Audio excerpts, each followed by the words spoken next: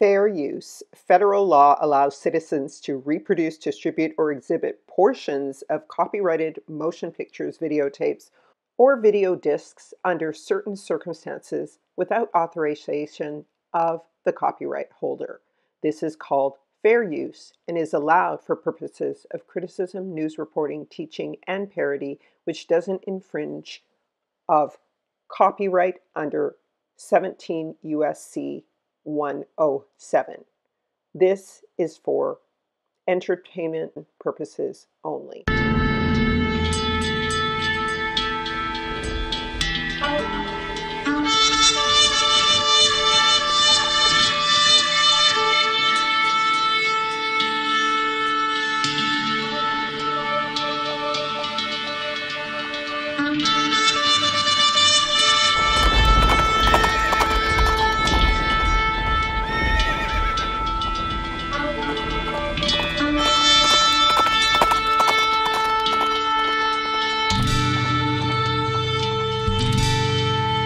O Yahweh, Kuma, Yahweh, Wayapusto O Yazeasa, Wayanusa Misane Khabituniasa. Arise of you, O Yahweh.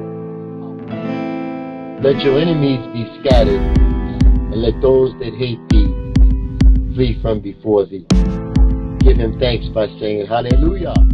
Right, family, thank you for your patience. Thank you for watching. I am still working on my book, which I've been working on since the spring. And I thank you for everyone who donates and sends their love and continues to faithfully watch. May the Ruach HaKodesh lead you into all truth now and show you things to come. Let's get into this Candace situation. It took me way longer than expected, but I appreciate your patience. I hope this goes okay, fam. I just had to publish it, so excuse me in advance for any editing glitches. Let's get into it. After leaving the Daily Wire, Candace Owens came back to her own Candace Owens channel, releasing Kanye West interview from the vault, touching on Shemitic discrimination against Kyrie Irving and Kanye while exposing satanic Hollywood, yellow journalism, and the use of conservatorship to enslave or silence celebrities. Candace has openly spoken out about an arm of pedophilia among Zionist extremists specifically, and made a distinction between them and moral, ordinary Jews. She criticized the foreign control the Israeli Zionist state has over America via political blackmail through the likes of Epstein, and she has criticized the Lubavitch movement leader Rabbi Menachem Mendel Schneerson's Jewish supremacist doctrines. She's been doing all of this while promoting Trump, claiming Sonia Massey's death was a false flag or excuse to excite black violence, despite the obvious white supremacist protector Viking tattooed shown by the officer who appeared unalived Massey on camera. And throughout this, pundits like Stu Peters and others have echoed the same sentiments about the equal persecution of Christians and obviously the African diaspora post-World War II and even now, and perhaps even greater persecution. Candace did not just interview the comedic fringe character Rabbi Shmuley. As her statements grew louder, she also interviewed reputable Jews like Rabbi Barclay and Jewish allies like Dave Smith and Ami Kozak. She did all of this while defending the Tate brothers, and she's balanced this with a Russell Brand, Christian, and pro-Trump Alex Jones interview. She has done all of this to strategically and nimbly navigate the anti-Semite label minefield. And now even Tucker Carlson and Elon Musk are reviewing the World War II and post-war Christian victims narrative, which she has used to insulate herself against the anti-Semite narrative. So, how did Candace Owens do all of this only to end up on Piers Morgan to tell Jewish Rabbi Shmuley. Here's what I would like to say to you, Rabbi, since you're quoting scripture, okay? The one that's relevant to me is, woe unto them that call evil good and good evil, that put darkness for light and light for darkness. And if you'd like to dive into a little more scripture, I think what's relevant is Revelation 3:9. Behold, I will make them of the synagogue of Satan, which say they are Jews and are not, but do lie. And I'm speaking directly to you, Rabbi Shmuley. The fact that you would try to say, I am Jewish, and this is what I believe, and do and say the things that you are doing. People can see and hear evil, and what you are doing right now is an act of evil. The lies that you are telling, not just on me, but also on my family members, are a good example for the world to see what we are referring to when we call something radical Zionism.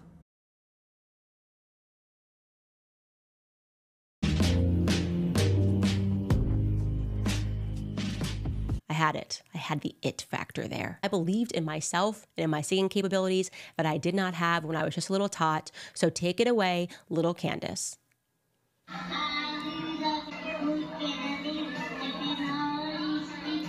Weak in the knees. You guys know that song? I get so weak in the knees, I can hardly speak. That song. And I had all the confidence in the world. And there you go. So I just went for it. A lot of you in the comments say, I always want to know what Candace is singing in that video in the beginning when I'm holding the mic. And I had to go back and get the video and show you guys what it was that I was singing. And I want to be clear, I didn't have a great voice, but I had confidence. And I do want you guys, when you're watching this video, to look at my older sister who's looking at me, like trying to make me feel bad because I can't sing that good. Oh, she's just so shady. I told her, I was like, you know, you are just so shady. You didn't believe in me, but I believed in myself and in my singing capabilities that I did not have when I was just a little tot. That was SWV. Boo you, Ashley. My older sister, boo you. Seriously. I had it. I had the it factor there. I had it. I had the it factor there. In the previous lecture, we saw the possibility and, in my opinion, the probability of a tremendous deception in history of how Roman Catholicism and the Jesuit order managed to disappear underground in terms of its political capacity, and then to resurface later as though nothing had happened in between. But of course, the entire stage for the final conflict on this planet was set during that period. So it was a major, major move and a brilliant strategy on their part. Now, one thing is to set up the infrastructure. But if you want to win against Jesus Christ, if you want to defeat Jesus Christ, as is their aim, then the only way you can do it with God, because God is invincible, is to cause great pain to him by depriving him of his children. There's nothing that pains the heart of God more than to see a deception which alienates his children from him. It's a very, very subtle and deliberate process. Now, the Bible says that in this great conflict that we will have, eventually all of mankind will wander after the beast. But that word wander is written with an O and not with an A. Wander after the beast implies cognition. In other words, this war is not so much a physical war, which it also is, as it is a battle for the mind. Because it is in the mind where the decision is made whether you belong to Jesus Christ or whether you belong to another force. That's where the battle takes place. In the process, you may die. In the process, you may end up on the stake.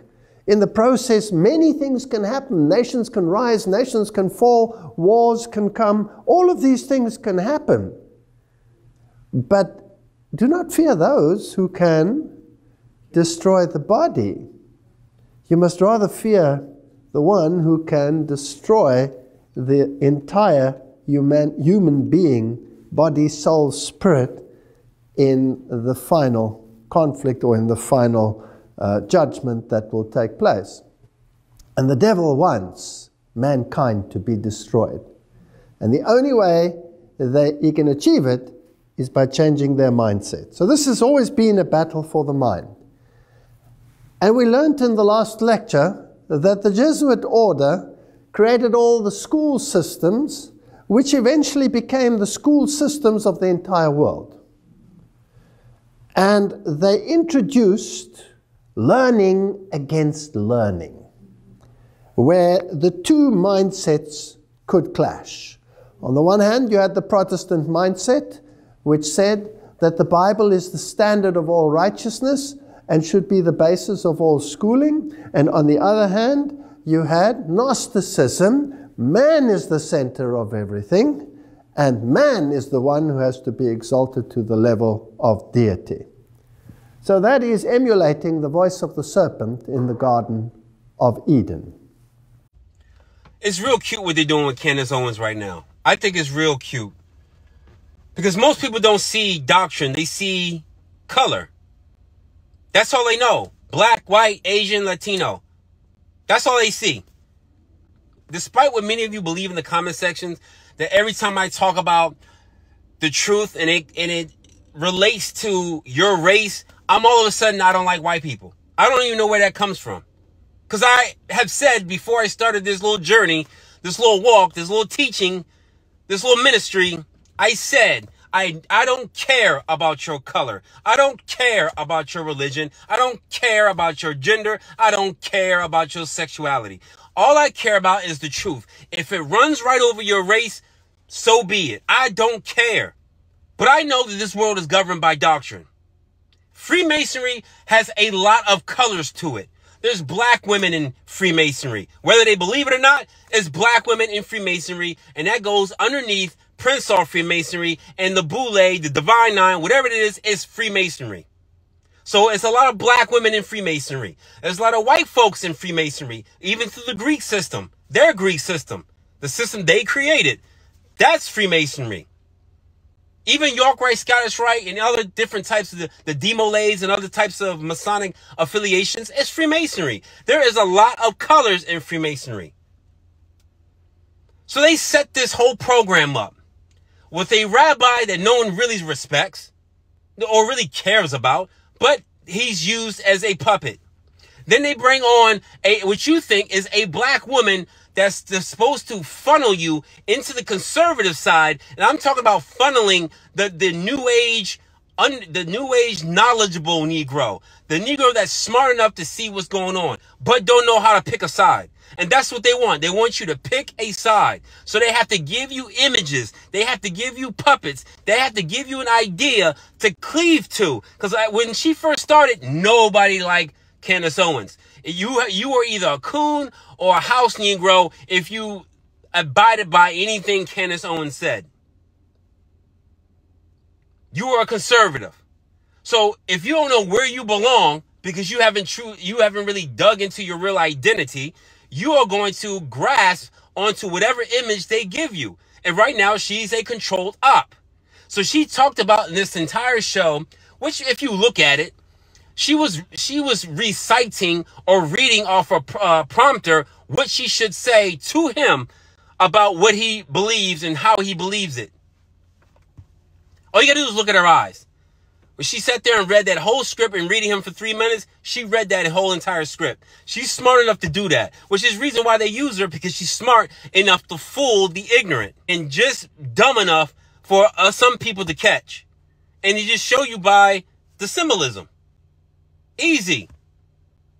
It don't matter what she said. She adheres to the same things she's talking against. So the fact that rabbi was calling her anti-Semite and anti-black, that's basically what Freemasonry is. It strips you of your identity and you work for your oppressors. You work for the enemy. You work for Jewish mysticism. That's what the foundation of it is. It's how you can be a gatekeeper. So she's instructed to be a gatekeeper. If you look at all the other black males who tried to go this anti-Semite route. Ice Cube posted some pictures, became the face of anti-Semitism, and he was attached to Louis Farrakhan, and then Louis Farrakhan ends up being Omega Sci-Fi and a Prince or Freemason. He went from being Muslim to being a Q-dog, and then being a Prince or Freemason in the last 5 years. But again, it's doctrines that people don't see because they only see color. Then Kanye West, another Prince or Freemason. And then his thing was to say outlandish stuff, throw a little bit of truth in there, and then at the end of that, had to apologize, not once, but twice. I think he maybe apologized even 3 times. But then you get to Candace Owens.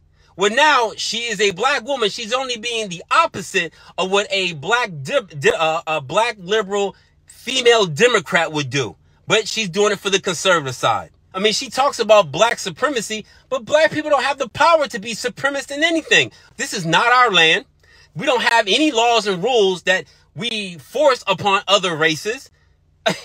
I mean, it's stupid. We could be pro-black, but to be black supremacist, we have to have a land, we have to have our own rules, we have to have our own laws, and we have to be able to enforce them. Now, we do have this, and it's called the Bible, but that's not us to enforce these scriptures, because we're not in the place of our land. We're not in the place of power right now.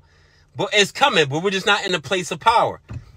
So all of this that they talked about each other in this whole Piers Morgan interview was foolishness. It was hilarious, but it was foolishness. But she belongs to them, so of course. Just a few months ago, Candace tweeted, "Ban pornography. It's a psychological weapon intended to weaken our men." She followed up by saying that it was created by the most deprived people among us and that we should stigmatize every person who defends or profits from it. Now, most Christians supported this sentiment, believing that she was standing for Christian values that promote family and well-being. She even tweeted that the men who struggle with pornography are the intended victims, but this is where things get complicated. You see, her stance made it all the more confusing when she defended and protected someone like Andrew Tate, who, right before his arrest, was bragging about exploiting men with corn, saying, "Chicks would sit there and hit a keyboard that wasn't plugged in, and me and my brother, and eventually some staff I trained, would do all the talking. We were taking their money, all of it. I had these guys selling their houses, life savings, loans, all of it to me. Give me it all." You'd have a guy. Feel bad or no? No, to give a solitary.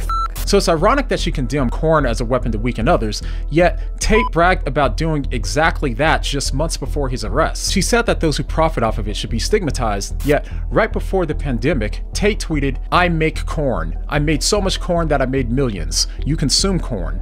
I am God. You are an effing loser." But we knew that already. Learn how to make money by making corn here. But she never stigmatized Tate for it. And all of this is weird because even in her most recent interview of Tate, she talked to him about how bad she thinks that corn is. But this is the same guy who only a few years ago bragged about getting men addicted to corn in order to control them, tweeting, "I super hope the corn addiction gets out of control and ruins everyone's lives. I hope everyone suffers, and I don't want to help anyone break free at all. Keep watching cam girls. I want more money." And if you're doubting that this was his Twitter account, he confirmed it in multiple other clips online as well. So now keep in mind that this is the same guy who recorded himself during the COVID lockdowns saying that he was still running a webcam business. And despite this, Candace still claims that his webcamming business was over 10 years ago. What he said 10 years ago. So this video is from 10 years ago. Looking back 10 years. When you talk about Candace from 10 years ago. Fortunately, I had no cameras in my face 10 years ago. The idea that you did something 10 years ago. This is 10 years ago. Talk about these things from 10 years ago. Again, if you found Candace 10 years ago. Which contradicts the facts, Tate's own recorded testimony, and his countless tweets. And still to this day, she continues campaigning for Tate. I mean, on the one hand, she talks about her strong conviction against corn, while on the other, she continues to platform and defend Tate despite his entire empire being built on corn. If you zoom in right here, you can see a picture of her husband, George Farmer, from what appears to be several years ago. And if you look to the side of him, he's sitting next to none other than Andrew Tate. Now, we knew that Tate and Candace had met before, but what we didn't know was how deep it really went. According to her husband, he's known Tate for a very long time. I've known Andrew since before Andrew was Andrew, you know what I mean? I've known Andrew since before he was famous, I guess.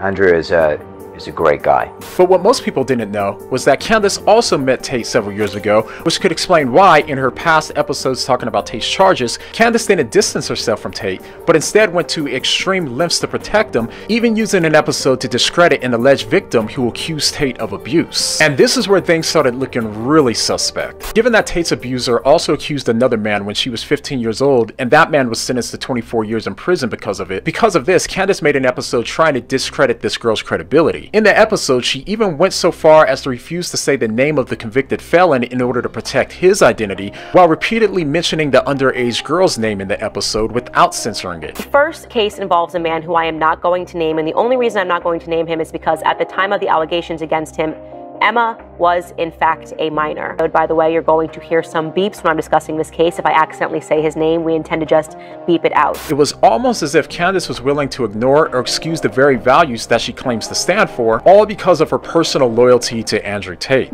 Another thing that Tate said in that tweet was that he was God, which is another thing that Candace claims to hate. She claims to hate blasphemy, and Christians have applauded her for defending Christian values by taking a stance against it. Earlier this year, she even posted a video condemning the rapper Lil Nas X for that is mocking Jesus Christ, and it's obviously meant to be blasphemous. But not even a month later, she endorsed Kanye's Vultures album, where Kanye says, "I'm the new Jesus," explicit. And this wasn't just art either. Following the release of his album, Kanye said multiple times that he's God. So if Candace was outraged by Lil Nas X for dressing up on a cross and she considered it to be blasphemy, then this old picture of Kanye and him saying that he's the new Jesus should also be considered blasphemy. And just to be clear, given that she's friends with Kanye, I don't expect her to personally attack him, but there's also no need to go out of the way to promote this album if blasphemy really does bother her so much. And those aren't the only Christian values that Candace seems to turn a blind eye to. Candace has condemned and shamed countless women for being immodest, including Kim Kardashian and Madonna,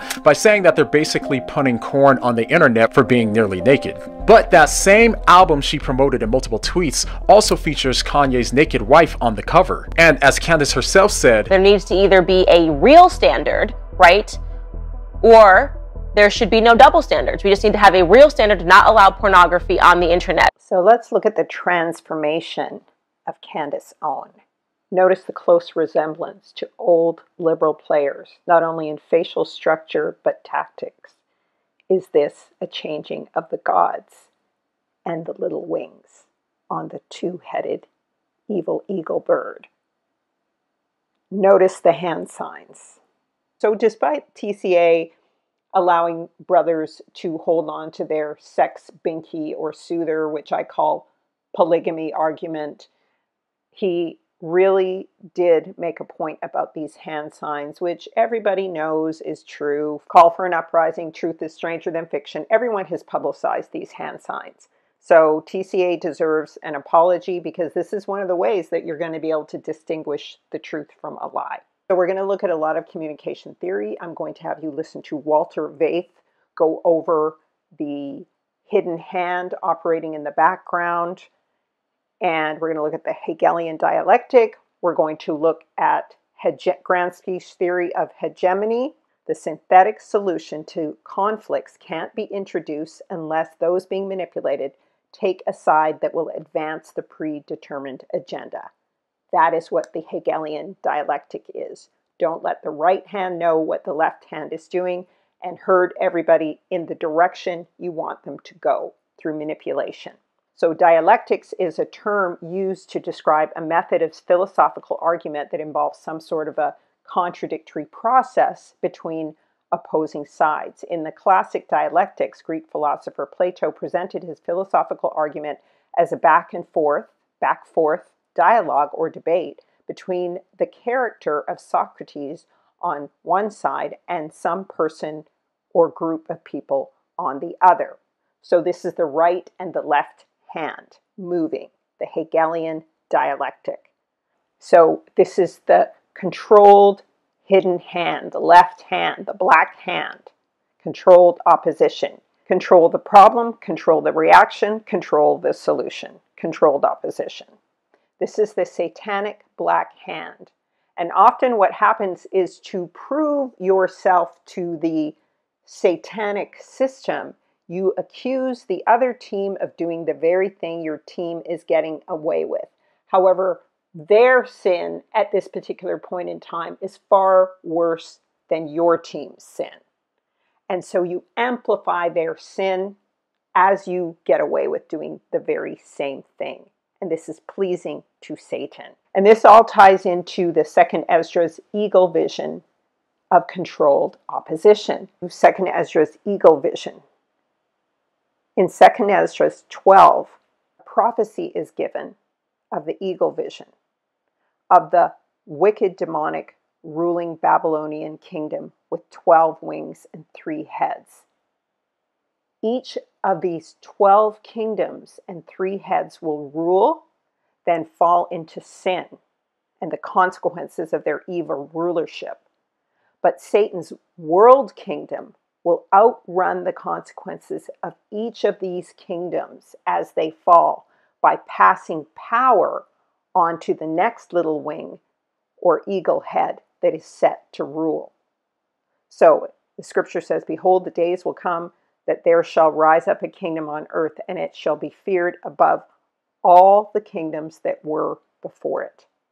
In the same shall 12 kings reign, one after another." So is Candace just another Kamala or Obama or Oprah invert working for agendas biased to her white audience while she covertly plays her blackness? Telling African Americans not to fall for the riot impulse when white supremacist cop gang members kill Sonia Massey on camera, yet she does not tell whites in Britain to stop attacking immigrants and Negroes in their homes after the framing of a Negro male child in the alleged murders of 3 white girls in Britain, her own children's father's home. Is Candace cherry-picking her causes for the Gentile first and not the true Yehudi by condemning 40K killed in Palestine, but never mentioning the 8 million killed since 1998 by Zionist global gang interests in the Congo? Is Candace playing the double standard, attacking pedophiles and porn, but allowing the Tate brothers accused of trafficking and porn, and Kanye, to continue to produce porn? Candace accusing Jews of pedo while ignoring pedo incest images of Trump and his own daughter Ivanka, and an actual jury finding him guilty of sexual misconduct? The day that Candace campaigns against conservative accusations of collusion with Putin made against Canadian pundit Lauren Chen, she makes no mention of the 2 80-year-old African Americans who are part of the socialist Uhuru movement, who are actually in court and accused of treason and collusion with communist Putin.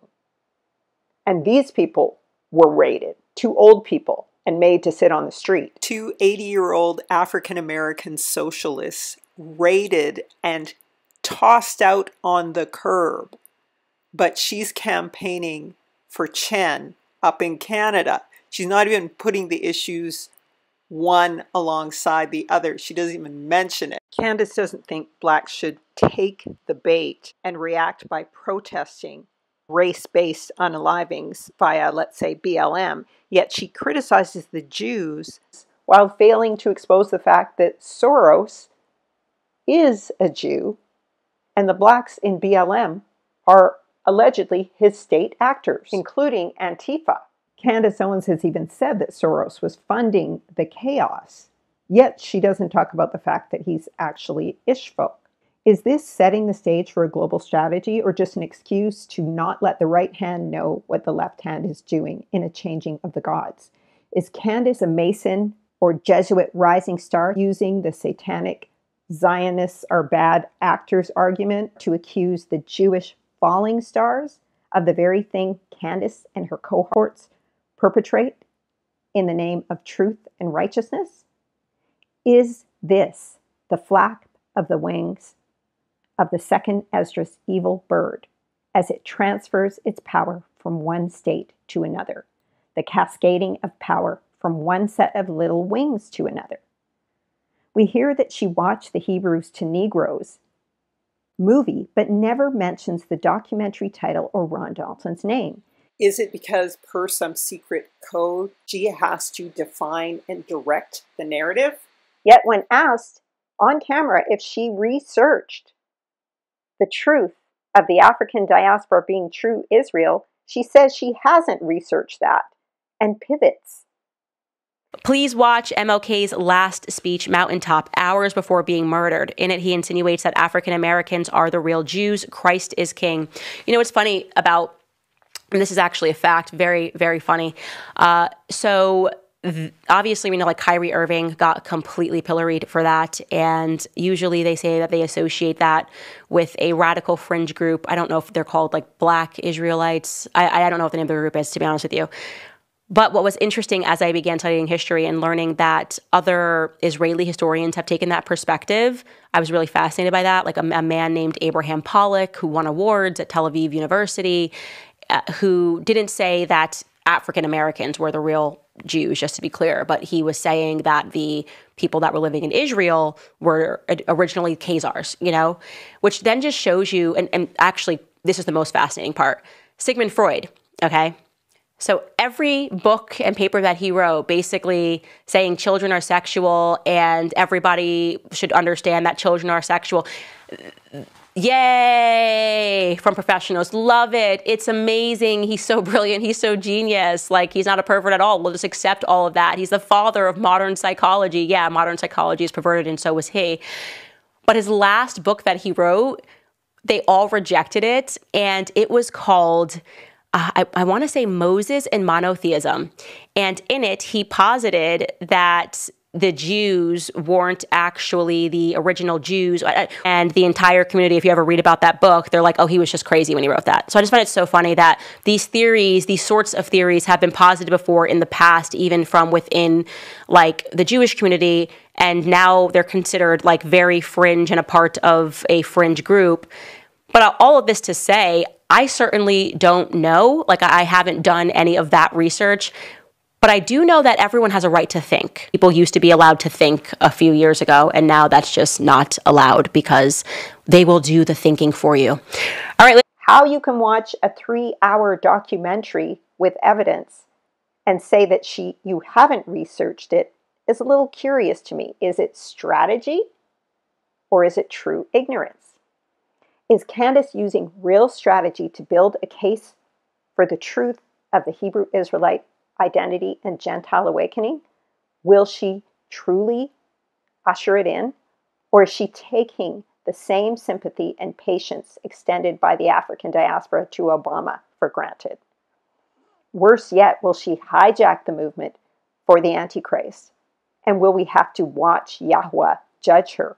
Or is this a sincere, calculated strategy to bring Gentiles to the truth that the African diaspora is true Yasharel for the true believer's salvation? Now, the greatest strategy to win the mind over that the Jesuits used was Jesuit theater, Jesuit drama. Now, if we look it up in the Encyclopedia Britannica, it tells us Jesuit drama, program of theater, developed for educational and propagandist purposes in the colleges of the Society of Jesus during the 16th, 17th, and 18th centuries. Cultivated as a medium for disseminating Roman Catholic doctrine, drama flourished in the Jesuit schools for more than 200 years.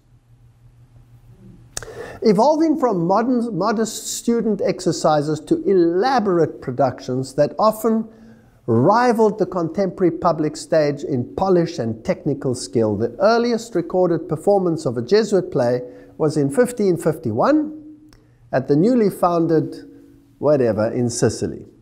In less than 20 years, plays were being performed at more than a dozen of the new Jesuit colleges springing up in cities across the continent, including Rome, Sevilla, Cordoba, Innsbruck, Munich, Vienna, and it grew into a mighty organization. By the mid-17th century, there were 300 Jesuit colleges in Europe, and in almost every one, at least one play was given each year. So originally the plays were pious to attract the people and the Protestants to come and look. But eventually, gradually, other things started creeping in. Originally there were no ladies involved, and eventually more and more ladies, and the music started changing, and it started progressively, slowly infusing the minds of people. Jesuit playwrights also drew upon material from pagan mythology, ancient history, contemporary events, all reinterpreted in terms of Catholic doctrine. So it was very cleverly done. Their stagecraft kept pace with all the newest technological developments. Music was an important element in most of the plays, ranging from simple songs to works that called for large orchestra and chorus. And Mozart, at the age of 11, wrote his first music for Jesuit theatre because his father was one of the directors in Jesuit drama. And this is where the great music world was introduced into this way of acting and affecting the mind. Eventually included ballet, opera was brought in, and extravagance and luxury of many of the Jesuit productions came under heavy attack. Many of the productions were enormously expensive. So they spared no cost. And yet it cost them nothing. How did they do this? Well, one chariot taken from the enemy, Sun Tzu said, is worth 20 of our own. You never use your own money, you always use the money of others. Dramatic performances were prohibited or limited in many areas, and they ceased altogether in 1773. So this period when the Jesuits were being banned all over Europe, even the Jesuit drama disappeared. It was gone. It ceased altogether in 1773, when the Society of Jesus was temporarily suppressed. So my question is, did it really disappear, or did it just go underground to reappear in another form? So really, did it disappear? That's a very good question. Well, let's ask a very modern web page, www.jesuitcp.org, their own web page, Jesuit Arts. It's definitely not gone. Let's go a little back into history. For almost 500 years, they say, theatre has played a vital role in the curricula of Jesuit schools. Today, this is them speaking now. In Dallas, Jesuit theatre builds on that tradition by offering a broad range of opportunities for students. And they talk about the plays and the absurdist plays and all of these issues.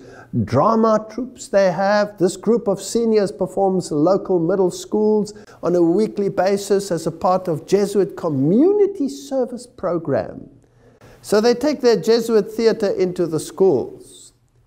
And Jesuit supports these activities with a broad curricular offering, including theatre, arts, stage acting, stagecraft, directing for theatre. And then they ask you to be part of Jesuit theatre. And it seems as though a little college here is doing something and a little college there is doing something. But they are far more brilliant than that. Embedded in ratio studorium, rational studies, were the elements of entertainment, dramatic production, composition, rhetoric, eloquence. And these courses interlinked with the spiritual exercises. So here was something to control the mind. Ignatian way of thinking, taking you into a supernatural form of religion, experiential religion, where experience becomes the norm. The feelings dictate, but the mind is bypassed. So they introduced spiritual exercises in the most subtle way to intensify the experience of Catholic doctrine over Scripture and Protestantism. They resulted in a genre of spectacular plays that won distinction as Jesuit theatre. So writes, it's written in Rulers of Evil. Jesuit priest Athanasius Kircher then added something to this theatre. And what he invented was the megaphone, so that he could speak to greater audiences. And then he invented broadcasting. So he is the father of the modern technology that we see right here in our midst today. Camera theatre. And he perfected what was called the magic lantern, lanterna magica, the instrument where you could project images on a screen, moving images. So this was the origin of the modern cinema. Candace started out on the Daily Wire. Obviously, before that, she was sort of attached to Trump and other conservative movements. But this was her true kind of media debut on social media. And I want you to just take a look at it because it's going to help you to understand where we're going with this. We know, obviously, she had her big conflict with several of the people in the Jewish community, not all of them. She still maintains strong relationships with people in the Jewish community. However, let's just take a look at this because it is a strong indicator of what I'm talking about. All right, Ben, it's my first day here. Do you have any advice for me? So here's the thing. Never go in the dressing room when Knowles is in there. Keep your back to the wall and never be alone in a room with Michael Knowles. The guy's an animal. He's a total animal. He has this horrible habit, I'm not lying to you, of just taking off his shirt randomly. And it is a terror to everyone surrounding him. I've heard this several times. Yeah, no, of course. This media matters. You're right. In general, stay away from Knowles. I mean, like... We all know it. It's just one of those secrets, just like Matt Lauer, you know? It's like... What celebrity would you be super nervous to meet? Who came up with this question? That's the Oh my gosh. lamest question. What celebrity would you be super nervous to meet? Vladimir Putin, because he's a murderer. I'd probably be a little nervous to meet the Queen. The Queen. Definitely the Queen. I don't know. She's just been around. Well, we would for have so to teach long. her to It's like curtsy. respect, yeah. We have to teach her to I gotta curtsy. learn the curtsy and She's a racist, you know? yeah, exactly. That's So what I'm that hearing. makes me nervous. You should be nervous. Exactly. What fictional character do you wish you could meet? Oh gosh, you go first because I feel like I have an answer. I don't have an answer. You, I come don't on. care You- about this answer. What? Come on. Spider-Man. Yeah. Spider-Man? Oh, actually, that gave me a good idea. Mystique from X-Men. I actually want to be her. I think that'd be like the coolest superpower to have. I don't know who that Kind of changed the question. What? Matt didn't know who Mystique was. I don't. So I showed I him. don't know who Mystique What? is. No. What is going on in this place? I was thinking Mystique from X-Men. Have you seen it? Yes. Do you know how many men at the Daily Wire don't know who Mystique from Is she X-Men? the one who sucks your vitality out? Or if No! I got the wrong- Sorry. Oh my God. That's Rogue! That's Rogue. She's like, girls like, Okay. yeah. She does this. Mystique is the one that goes like this. Did you see X-Men? I did see X-Men. No one else at the Daily Wire has seen X-Men. And I was like, how do you not know who Mystique is? And everyone was looking at me and they were like, I don't know. And I had to show them. So I was like. I mean, I feel like that might not be as evocative as you think it is. No, like if you made those motions, That's I wouldn't what have she gotten does. There are a lot of characters, and you're just gonna keep doing it, or? Yes, because I need you to acknowledge that I look like Mystique a little bit. I mean, you do, but you didn't have to kick me. Mystique is actually a shapeshifter. She was born to Raven Darkholm, so a black father. She is a mutant with the ability to shapeshift into anyone. Little is known of her life prior to her break-in into the Xavier Mansion. However, from what was revealed in X-Men, her early life was rather tragic. As a little child, her mutation was so abnormal to others that she feared going to school. She is a shapeshifter. She told them exactly who she was. So did she know that she would switch teams? From 1937 to 1943, Marshall McLuhan, the father of North American communication theory, converted to Catholicism from what his son Eric described as a loose sort of Protestantism. He taught at St. Louis University, where the English department chairman, a Jesuit priest, was a Cambridge PhD. McLuhan directed the master's degree studies of the Jesuit Walter Ong, who became a lifelong friend and intellectual associate. So why does it make sense to convert to Catholicism when Protestantism supposedly said to actually read the Bible, not just get instructions from the priest? Well, this is Babylonianism that we're talking about, not true Hebraic understanding of Scripture and walking according to the Word as taught by the descendant priests of Yasharel. The Bible tells us that Yasharel, or Israel, is basically a world unto itself and a world without end. The end of the world came in 70 AD when Israel fell and Satan's kingdom entered in. As per Daniel 7:25 and Matthew 25:15, through various institutions, in particular the Catholic Church, which changed the Sabbath to Sunday, Satan likes to stand in the place of Yahuwah, calling himself Yah, or basically calling himself God. As many antichrists have come, there will be a final one in the type of a Nimrod. Satan's objective always is to stand between you and Yahweh and mediate, and that is what media means. So when we are seeking truth through media,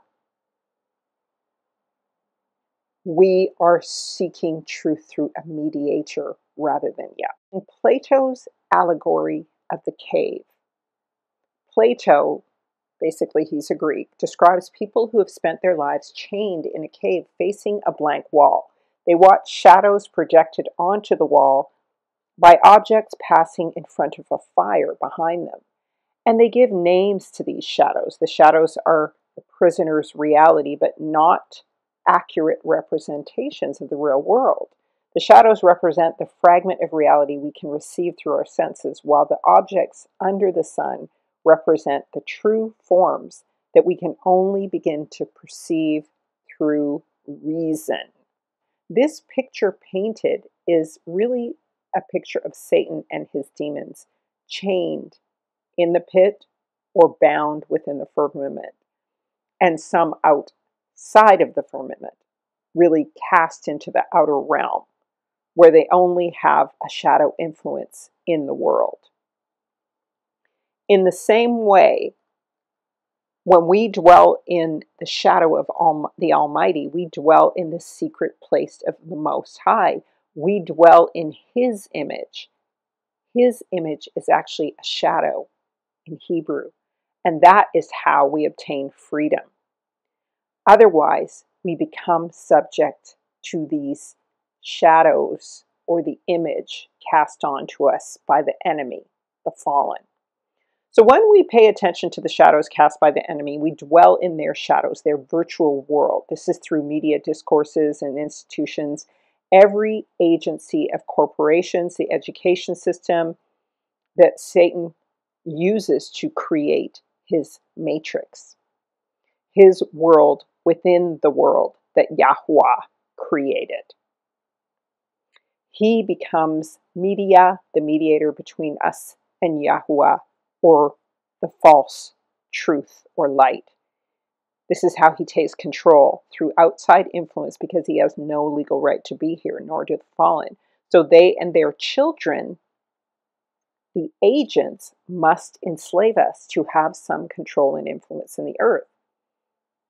So this word hedge is a great word to be used, because it is through a hedge around Job that Satan got access to Job. In other words, he asked that the hedge of protection be removed from around Job because he wanted to bring him down. He wanted to enter into Job and invade the body of Job with disease, but he could not touch his soul. He could harm his body. And this is how these hegemonic discourses actually function and work. They act upon you. The discourses of Satan, the hegemonic discourses of Satan, act upon you to cause you to worship Satan and his idols or cast images. In the cave of Satan's matrix. These projected illusions that the satanic influences or energies use can only influence us if we acquiesce to them. We have to allow Satan and these demonic influences in. We have to invite them in like a vampire so that he can break down the hedge of protection through our sin or unbelief.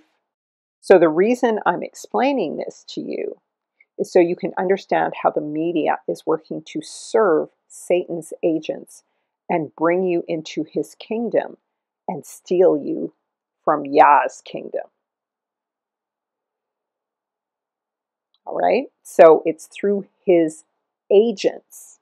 So when I say agents, if we look at since the time of the lockdowns, we've had many narratives sold to us in the form of various actors, cosplays, state actors. Terms like this have been applied in manipulation of crowds, false flag situations, and events. And we already have a celebrity system in place that is in the music, entertainment, film and TV, video game, and social media industry. These are also actors.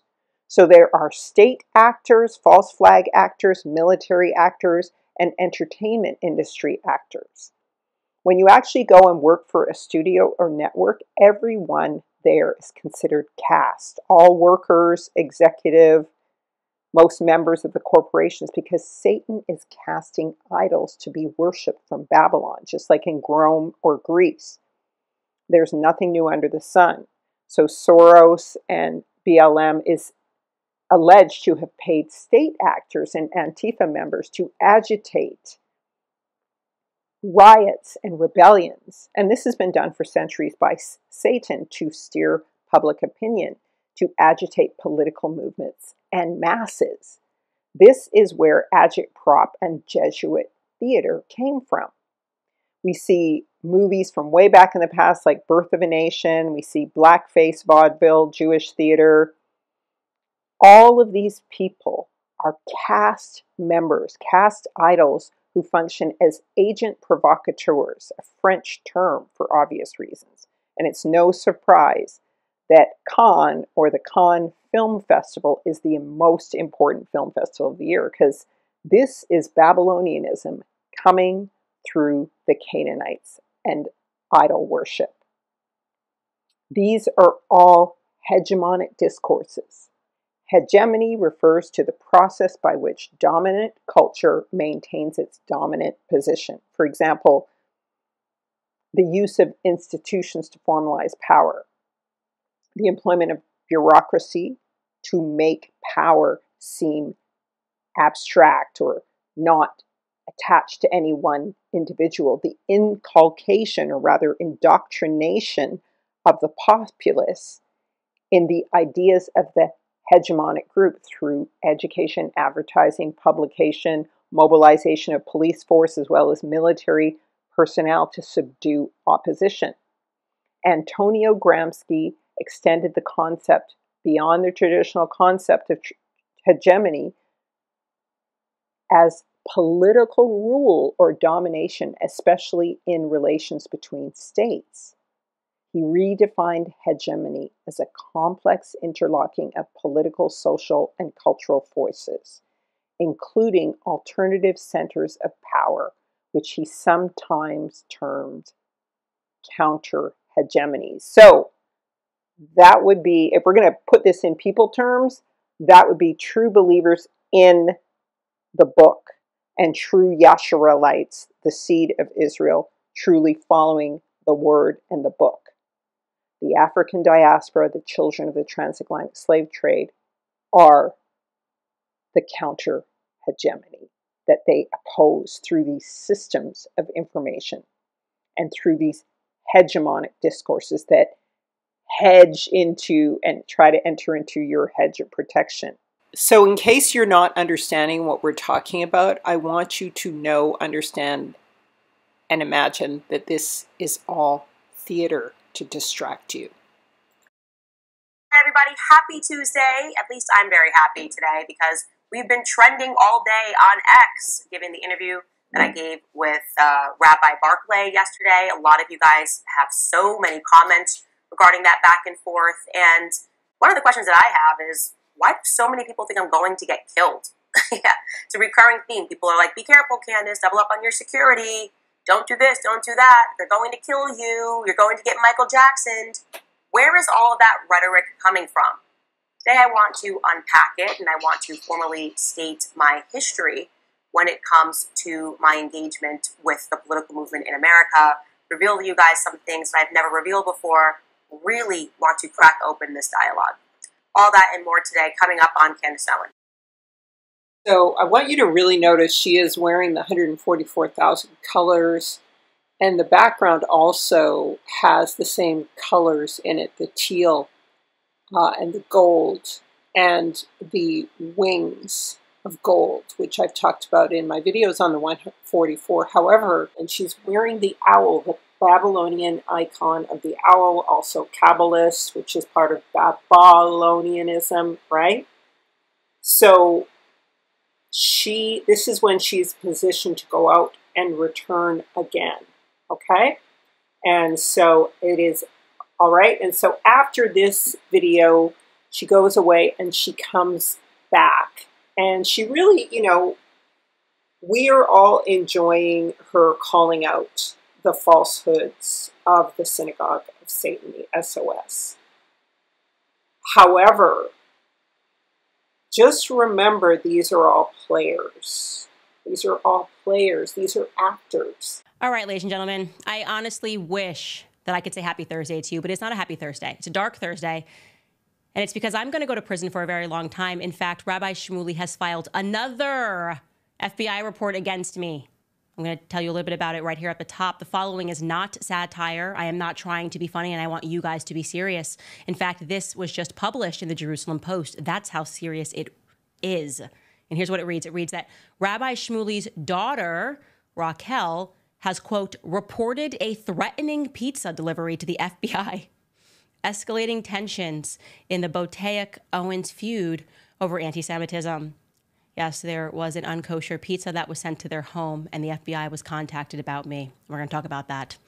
I can't say that I did not laugh a lot of it when my PR texted me, and all my PR said, he said, no comment. Because what can you say when you see a headline like this? What can you actually say when you read a headline from the Jerusalem Post that says that the FBI has been contacted over Hawaiian pizza? So I will just read for you here, I guess, the facts, okay?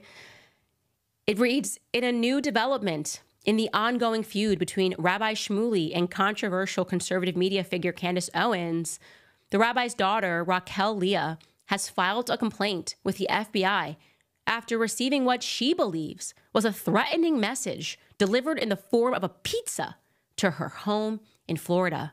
It's going to get worse. According to an email sent to the FBI and obtained by the Jerusalem Post, good on them to obtain it, his daughter received a Domino's pizza at her home on August 20th, 2024. The non-kosher pizza, yeah, you didn't know it was going to go get this disgusting. It was non-kosher. The non-kosher pizza, which she did not order, was delivered with a receipt bearing her name and her address, but with a phone number that belonged to her father, Rabbi Shmuley. The pizza had not been paid for, raising immediate concerns. So when I read that, I think, hey, maybe your dad ordered a pizza and didn't pay for it. I don't know, maybe your dad's a little cheap, you know, and just got you a pizza and because he wanted to stage a false flag against him. I don't know, but I certainly wouldn't have received a pineapple pizza and thought, this is Candace Owens. But that's what she thought. And so she sent an email and she filed an FBI complaint. And, you know, she was nice enough to include proof of that in an email that she forwarded. She wrote this email to a bunch of contacts, including her father. Today I received a pizza pie from Domino's, which I did not order. The receipt, which I have attached below, had my name and address and my parents' old home phone number. the pie had not been paid for.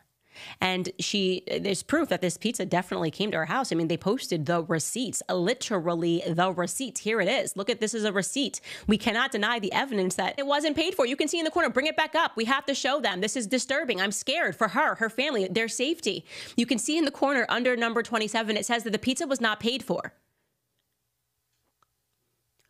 We must stomp out anti-Semitism and all of its forms. I want to be real clear here. All of its forms. And so on this rare occasion, I stand with Rabbi Shmuley and his daughter, and I hope that the FBI does not spare any expense when it comes to catching this horrific individual who ordered an unpaid Hawaiian pizza to the home of Rabbi Shmuley's daughter. So I stand with you, and I know that anti-Semitism is a hate that mutates, and I can see that that is exactly what has happened in this circumstance. And so I wanted to share that with my audience. If you see something, say something. If you see a Domino's boy looks a little suspicious, please be privileged as Raquel is. And so don't even call the local police. You got to love that. You know, you got black people who say like, we call 911 in the hood, the police doesn't even show up. I want to be Raquel. I want to grow up so privileged that my instinct when I get a pizza is to like call the FBI. Like I'm going to email the FBI. Now, another interesting point that they had was the invention of cowboy movies, which were the first movies that were ever made. And by the way, the cowboys themselves and the whole cattle industry in North America was introduced by the Jesuits. They introduced it.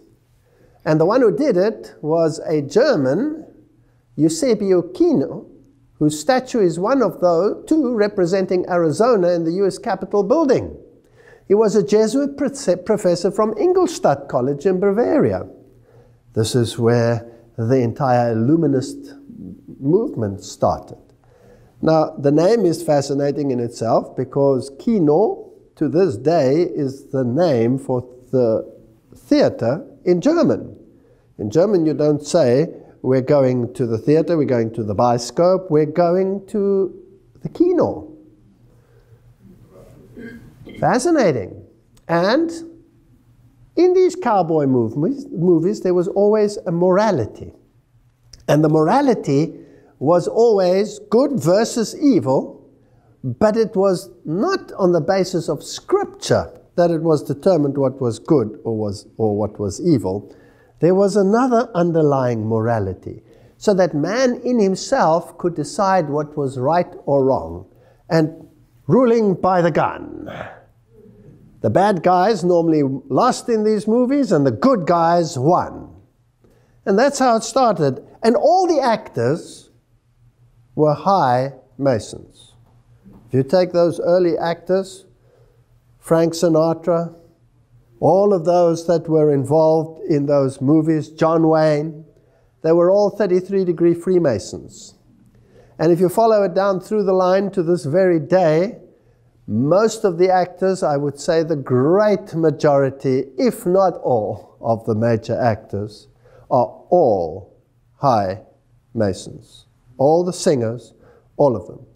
Now, if you're a major strategist, you don't want anyone to know that you are pulling the strings. So you are always behind the scenes, and you will have your front men. And the front men that they introduce, of course, are the Jews. They love using the Jews and term it Zionism. But these are papal court Jews. These are not Jews in the sense as we would understand from the Bible. So knowing and obeying Scripture is not necessary in comprehending the ways of good and evil. And this is what the devil said in Eden. You will know good and evil. You don't need God to dictate it for you. Now, after World War II, during September 1957, Pope John XXIII gave Jesuit theater a broader horizon with his encyclical Miranda Prorsus. And this is what he wrote. Men must be brought into closer communion with one another. They must become socially minded. Have you heard of social doctrine? Their technical arts, cinema, sound, broadcasting, and television can achieve this aim far more easily than the printed word. The Catholic Church is keenly desirous that these means be converted to the spreading and advancement of everything that can be truly called good. I want to remind you that in the occult world, in the esoteric world, good becomes evil and evil becomes good. So if somebody says something is good, you could in your mind just twist it around and say evil must triumph. Embracing, as she does, the whole of human society within the orbit of her divinely appointed mission, she is directly concerned with the fostering of civilization amongst all people. So here is a move to embrace all of humanity. That means all of humanity must receive the same mindset. John the 23rd urged that pious national films reviewing offices be entrusted to men who are experienced in cinema. At the same time, we urge that the faithful, and particularly those who are militant in the cause of Catholic action, and added there, that must be the Jesuits and their protégés, they are the ones, be suitably instructed so that they may appreciate the need for giving these officers their willing, united, and effective support. In 1964, Pope Paul VI amplified this encyclical, Miranda Prosus, with the decree Inter Mirifica amongst the wonders. And what he said is stunning. He said, quote, "It is the Church's birthright to use," please note, to use and own the press, the cinema, the radio, television, and others of like nature. That must include the internet. So how much of the media world does he control? Do they want to control? Own and control? All of it. All of it. Then he cited a special responsibility for the proper use of the means of social communication, which rests on journalists, writers, actors, designers, producers, exhibitors, distributors, operators, sellers, critics. So even that which you hear about that which is done by them will be done by them, so the critics will be either on this side or that side of the spectrum, using Hegelian dialectic to so confuse you that you don't know whether you're Arthur or Martha at the end of the day. So it is the Church's birthright not only to own, but to control all media, all social media. The quality of the entertainment content was decreed in a section of Inter Mirifica encouraging the chronicling, the description, the representation of moral evil, which can, with the help of the means of social communication and with suitable dramatization, lead to a deeper knowledge and analysis of man and to manifestation of the true and the good in all their splendor. Here's the battle for the mind, good and evil. Now, what good and evil? Biblical, based, good and evil? Or worldly based, good and evil? Esoteric, good and evil? Well, let's continue. Emboldened by this papal decree, social communicators have been talking about free speech and all of the issues that are involved. Now, if we take cognizance of the fact that there are to own, control all the media, and to use it to instill mindsets in people, then I would like to know how this is achieved without anyone knowing how it's done. Isn't that what the General Sun Tzu said? We have to achieve things without anyone knowing how it's done. And we must never, ever be the target. It's always good to use the enemy to do the work for you. And even if you represent the enemy, you will pretend that you are not the enemy, that someone else is the enemy, so that it's never you. There's always a front. The matter is what I'm showing you, the ones supporting it from behind are who? Jesuits. Jesuits. The Count of Monte Cristo. Probably one of the most brilliant allegorical movies. And the Count of Monte Cristo who suffers greatly and eventually becomes mega rich, but he doesn't get the girl. Who is he? Well, he's none other than the Jesuit general himself. About the story of the Jesuits and the demise of the Jesuits and the resurrection of the Jesuits, immensely wealthy, that he can purchase the whole world, if you like. So these are stories that are implanted, and the hero is always, in the end, the evil triumphing over good, made to appear as good triumphing over evil. Brilliant strategy. Shmuley Boteach vows to destroy Candace Owens. A moment that is just so incredible. I know that you guys have seen it, but please allow me to play it and pay attention to my face, because I had no idea, just so you know, backstory. I assumed that I was going to get ganged up on and called an anti-Semite.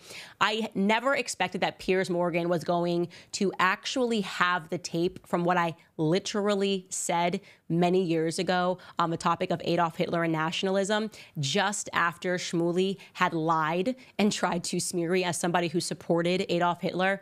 And it really is one of the best moments, plausibly on YouTube, for all of this year. So let's take a look at Rabbi Shmuley getting caught red-handed trying to smear me. Take a listen. And when she said in 2018 that she has no issue with Hitler because he was a nationalist, but then he wanted to go beyond her borders, even then we didn't call her an anti-Semite. That's an absurd thing to say, that you had no issue with Hitler. Hitler, even domestically by then, had enacted all the Nuremberg laws. There was already the November 9th, 1938 pogrom that we called Kristallnacht. And she said, wait. Just to clarify, let's take these one at a time. What do you believe she said about Adolf Hitler in the clip you're talking about? She said that there was no issue with Hitler except for the fact that he went beyond his borders. If he was a nationalist, that would have been enough. Let me play the clip. But my point is, no one called her. My point is, in the interest of fairness, I'm going to play the clip so that viewers who've never heard it can hear what actually got said. Yeah, I agree. I actually don't have any problems at all with the word nationalism. I think that it gets, the definition gets poisoned by elitists that actually want globalism. Globalism is what I don't want. So when you think about, whenever we say nationalism, the first thing people think about, at least in America, is Hitler. You know, he was a National Socialist, but if Hitler just wanted to make Germany great and have things run well, okay, fine. The problem is that he had dreams outside of Germany. He wanted to globalize. He wanted everybody to be German, everybody to be speaking German, everybody to look a different way. That's not, to me, that's not nationalism. In thinking about how it could go bad down the line, I don't really have an issue with nationalism. I really don't. I think that it's okay. It's important to retain your country's identity, and I don't have I have no problems with nationalism. It's globalism that I try to avoid. So, Candace, on that specific point, would you say that Rabbi Shmuley has categorized it correctly or not? He's just openly lying, and that's why he didn't want you to play the clip. I was in the UK, by the way. I was at the Royal Mobile Club. There were Jewish journalists in the room, and nothing was written about it until months later when somebody was working on a hit piece about me. I was answering a question when they were saying, how can we just embrace the word nationalism when it sort of has this dirty feel? I can't explain to you how much I was bursting at that moment. Like you see, I look up from the computer and I realize that he actually has the clip, and I have had to endure this for years. I can't explain to you how much I was bursting at that moment. Like you see, I look up from the computer and I realize that he actually has the clip, and I have had to endure this for years. She said that there was no issue with Hitler except for the fact that he went beyond his borders. If he was a nationalist, that would have been enough. Let me play the clip. But my point is, no one called her. In the interest of fairness, I'm going to play the clip so that viewers who've never heard it can hear what. Would you close in prayer? Oh, yeah, all right.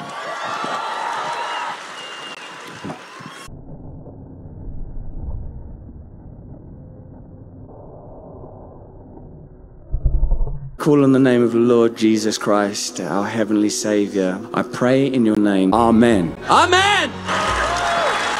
Now we're going to look at some of these productions and see if we can see a pattern. The Simpsons and philosophy, the door of Homer, etc. If you read a little bit about it, it says it's a non-fiction book analyzing the philosopher and popular culture effects on the American animated sitcom. Now, people think, you know, this stuff is silly. Who cares about all of these idiotic cartoon characters? Millions of people are sitting and watching. Millions. These playwrights that write these episodes receive millions of dollars in salary. And if you want to know what type of people are involved in writing these scripts, you will be stunned, because they are the most educated people on the planet. Harvard graduates with PhDs in philosophy and mathematics. And they use occult numerology in order to achieve what they want to achieve. So now let's have a look at some of these. And if you look at it, you'll think it was sort of innocuous. The 33rd episode of the show aired in season 2 was titled The War of the Simpsons. The episode features a plot that gives tribute to Ernest Hemingway's Old Man of the Sea and features a battle for the ages between Homer Simpson and General Sherman. Let us quickly examine the numerology of Sherman. And if you look at this numerology, you will find that Simpson adds up to, if you take the numeric value of the letters, to 33. Now, if you look at that, you might get confused because there are many forms of numerology out there. And looking at this, you wonder, how does this add up to 33? Since when is S, the value of S, 1? Why does this add up to 33? The same with Sherman. Why does that add up to 33? And here you have a 33, and it was the 33rd episode. Now, I'm just showing you this to show you that there is numerology involved. Now, numerology is a Gnostic, pagan, Kabbalistic, if you like, art. Everything that the Kabbalist will do is steeped in numerology. Everything has numbers. Everything moves in precise cycles. They will not make a move until the situation is right, till the solstice is in the right place, till the right liturgy has appeared. Everything is governed by numerology. There is an ethos of power in numerology. Now, the numbering system that they are using here is not the normal numbering system, but the Pythagorean numbering system. And if you take Pythagorean numerology, then S indeed becomes 1, and I indeed becomes 9 and 4 and 7, etc., etc., etc. So it's a highly sophisticated mathematical formula that they're using, and the names have very specific meanings. Now, you don't know that as you're watching it. You're just watching a silly movie. But put into these, there are subliminals to affect your mind. And they plant ideas which your subconscious picks up. And eventually, everybody starts thinking along those lines. Now, this is a cartoon. It's an adult cartoon. Kids also watch it. But if you then add the press and the news media, and you can switch channels. I mean, you can go from CNN to BBC to Al Jazeera to whatever channel you want. You get exactly the same news at exactly the same time, repeated over and over again. There must be some coordination between those groups, otherwise they all wouldn't have exactly the same thing. Don't you think so? And there's a propaganda so that you believe what they say. So if you want to create an enemy, a public enemy, what's the best way to do it? To create an enemy and then to broadcast him across the media. So there is numerology involved, there is occultism involved, Kabbalistic occultism, and we'll go a little further. Here's a little further snippet. They introduce little subliminals all the time. So in the story, this character is often punished and has to go and write on the board his lines, and he says, I will not plant subliminal messages, but if you analyze it, really, it says subliminal messagores. it doesn't say messages. He's misspelling something. But there's a subliminal there, Al Gore. So they're telling you that the agenda of Al Gore will become prominent in world affairs. And if you take Michael Jackson, May 20, 1997, and there he is dancing away at the destruction of New York with a massive cloud going up behind him, all done way before the event actually took place. Now, this is interesting stuff. So not only 9/11, by the way, that was a 1997 episode, and the event only occurred in 2001. So, are there any other subliminals? Well, of course. Here you'll have the all-seeing eye, and they will use only half the face to project that image. And when they're unpacking their toys, you have all the occult symbols present in these subliminals. Now these, remember, are not airy-fairy people writing these. These are Harvard graduates with PhDs in philosophy and mathematics, and they have exceedingly great depth of knowledge of occultism because it's in all their subliminals. The Pledge of Allegiance does not end with Hail Satan. He has to write this over and over and over again. The word God can mean several things. It can refer to Og, the giant who survived the flood and came up from beneath the earth. It can refer to Odin, or the religion or priests of On, priests of Babylon, the Egypto-Babylon religion. And so when people pledge allegiance to the flag of the United States and they say one nation under God, indivisible, with liberty and justice for all, they're not necessarily referring to Yahuwah Elohim. And it says here the earliest written form of the Germanic word God comes from the 6th century Christian Codex Argentis. The English word itself is derived from the Proto-Germanic Guden, the reconstructed Proto-Indo-European form Gutum was likely based on the root Gau, which means to call or invoke. Okay, and then I go back into Og and On, the Egypto-Babylonian religion here. So that's who people are really calling on. So I told you before that I studied at Simon Fraser University the set of communication and film there. And one of the great things about studying there was that it enabled me to articulate so much of what I was thinking about the media and what was happening with respect to Black culture. It helped me understand what I knew, which was that all media is used for and by HaSatan, not only to indoctrinate, but as a hegemonic discourse. So through hegemony, the ideas and movements of the African diaspora and other sons of Adam are harvested.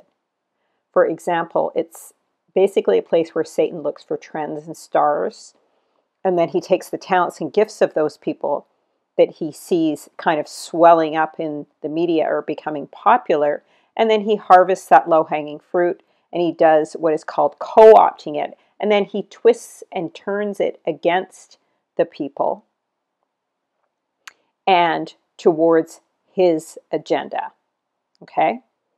And so it is just a new form or modality of selling Satan's agenda once he gets through with it. And so in Yah's economy, he does new things all the time. His mercies are new every morning because he's merciful and he allows us to change and turn away from sin. But as far as Satan is concerned, there's nothing new under the sun. He doesn't do anything new. So agent provocateurs are Black Edomites, Boulets, and Coons who seek to become chameleons, who look like Israel but undermine awakenings and movements and harvest awakenings and spiritual currency to render worship to the satanic system and to cause death. So whether it's in music, movies, films, it's where the abilities and talents of the African diaspora are stolen or harvested, whereby the nations and the Ishfolk or Hasatan could capitalize off of them. So in more primary examples, like the slave system, it would be obviously through like meritorious manumission, where the invention of a slave is then taken by the slave master, then the slave is free, but the slave master gets all of the rights to that invention, and we would usually call him the inventor, which would be a lie and false. But they would define the use of this new creation. And we see this today even with the relationship between agents and athletes, okay? So when Satan sees talent, it's like meritorious manumission. He wants to take that talent, corrupt it, use it for his agenda instead of liberating people or allowing a little Mashiach, a savior or Messiah, to rise, for the sons of Yah to be revealed. From its inception, the U.S. government has been restricting free speech through legislation such as the Alien and Sedition Act of 1798, and then in 1919, the Attorney General Mitchell Palmer created the FBI to collect information on radical organizations. And then J. Edgar Hoover, mixed race, was then appointed to prevent the rise of a black messiah, and targeted black extremist groups through what? Agent provocateurs. And of course we know that P. Diddy's own father was one of these agent provocateurs. All right, and he himself was, you know, working within the CIA. Now this is the FBI, but they all kind of cooperate together. All right? So these are all black people. And also now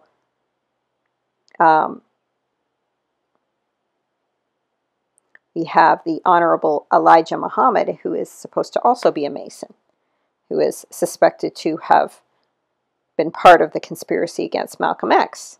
So we have all three of these players. Agent provocateurs, but apparently his father was Jewish, so he was a mixture. So these are the agent provocateurs with the Edomite bloodlines, or mixed race too. Mixed race with, you know, Israel or whomever, right? So we know that those who call themselves Jews today were most of the slave holders and are still today. And so we see this happening in the music industry, where the artist is exploited and their talent and work is co-opted and stolen and capitalized off of. But they were not the only ones, the Jews, who were doing this. There were black Edomite Jews. You know, when they refer to the priestly line, the Kohanim, these are usually the Edomites, not the true Levites. So these were the black Edomite Arab Moorish slaveholders. In fact, Moorish laws govern America today. So these are, you know, of course, there's obviously people from amongst Yasharel, but I believe the Coons and the true Boulets, the true Edomites, are people like Puffy Combs, Al Sharpton, Jesse Jackson. Jesse Jackson looks remarkably like Candace Owens' grandfather. And these people are really the twin of Jacob, who are often used to undermine Jacob. Now, and I'm not saying that that's absolutely what Candace is going to do and where she's going to go. I'm just pointing out the players on the playing field, because I don't know what choice people are going to make in their hearts, because that's ultimately what's going to determine their salvation, right? But this is why I get very concerned about the brothers who aren't teaching about the Arab slave trade, which went on for over 2,000 years. And it wasn't even until the 700s, like the 8th century, when the Ottoman Empire blended with the Russian Janissaries, around the time that King Bulan converted to Judaism and that the Ashkenazis rose up, that whites began to participate in the Arab slave trade. The Arabs were black originally. Although the Romans, the Medo-Persians, and the Greeks obviously had been participating in the enslavement of the Yasharites and other nations for years, I'm talking about people who are like, shall we say, Canaanites or those in Eastern Europe strictly, okay? But previous to all that, you know, through the Arab slave trade, it was the Ishmaelites, the Edomites, the Midianites who were participating in that slave trade. And I always give the example of Job, of Ayob, who was the Muslim slave trader who got caught. Now, I believe the biblical Job was actually an Edomite. So this is why I still remain open-minded with Candace. You know, judge nothing before its time, but I do believe she is related to the priests of On. Her name is not Owens for no reason. We just, you know, I just explained to you the priests of On, and I'm going to give you some more information. You know, that is one of God's names. And there's also the black popes. So, and, you know, just her appearance, brachiocephalic head shape, and, you know, most of Edom's wives, Esau, Edom's wives, 2 of them anyway, were daughters of Elon, the Hittite, so the Canaanite. Now, it's possible that Candace's mother, and I'm only speculating, she was Iroquois, which is Iraqi, right? And they were suspected to be the Romans. However, you know, you can look up 10 tribes groups like Condrop Radio, and these are black Edomite tribes in America today who've remained here. And I have shown you guys many times, I believe the Assyrians are Edomites, Isaurians, and I've shown this slide to you guys many, many times, where I show you the Presters, okay? And this was the original King Charles of Europe, who was the Holy Roman Emperor, all right? And of course, Esau got Nimrod's birthright. But when you look at this version of the Bible, what it shows you is that in the days of Pekach, king of Yasharel, came Tiglath-Pileser, king of Ashur, Assyria, of Leon, right? And so, and here's another verse, Achaz sent messengers to Tiglath-Pileser, king of Assyria, saying, I am your servant and your son. King Ahaz went to Damascus to meet Tiglath-Pileser, king of Assyria.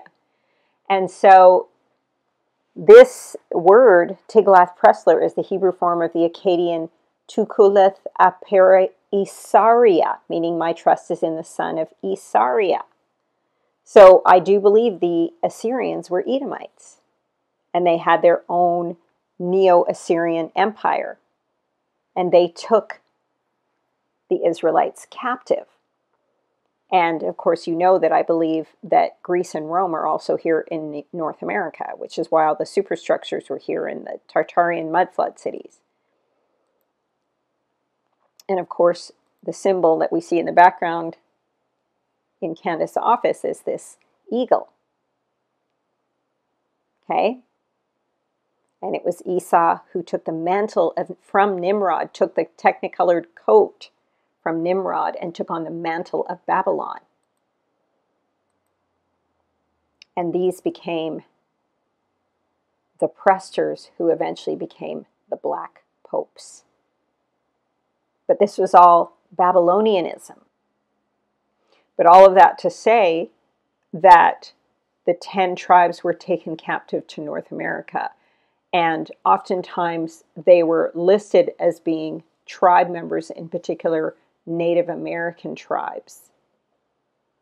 But they weren't necessarily genetically members, but they were given the status of members of those tribes. For example, the Shinnecock.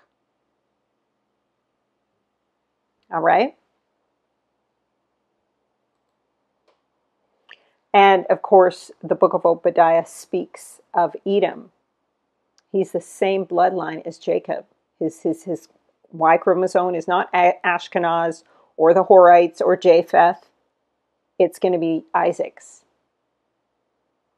And we have a whole book devoted to him. How is it then when Israel's returning to the land that he's wiped out there in the land?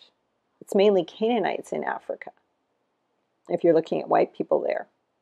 And so in the book of Obadiah, here is the accusation made against him for his slave trading.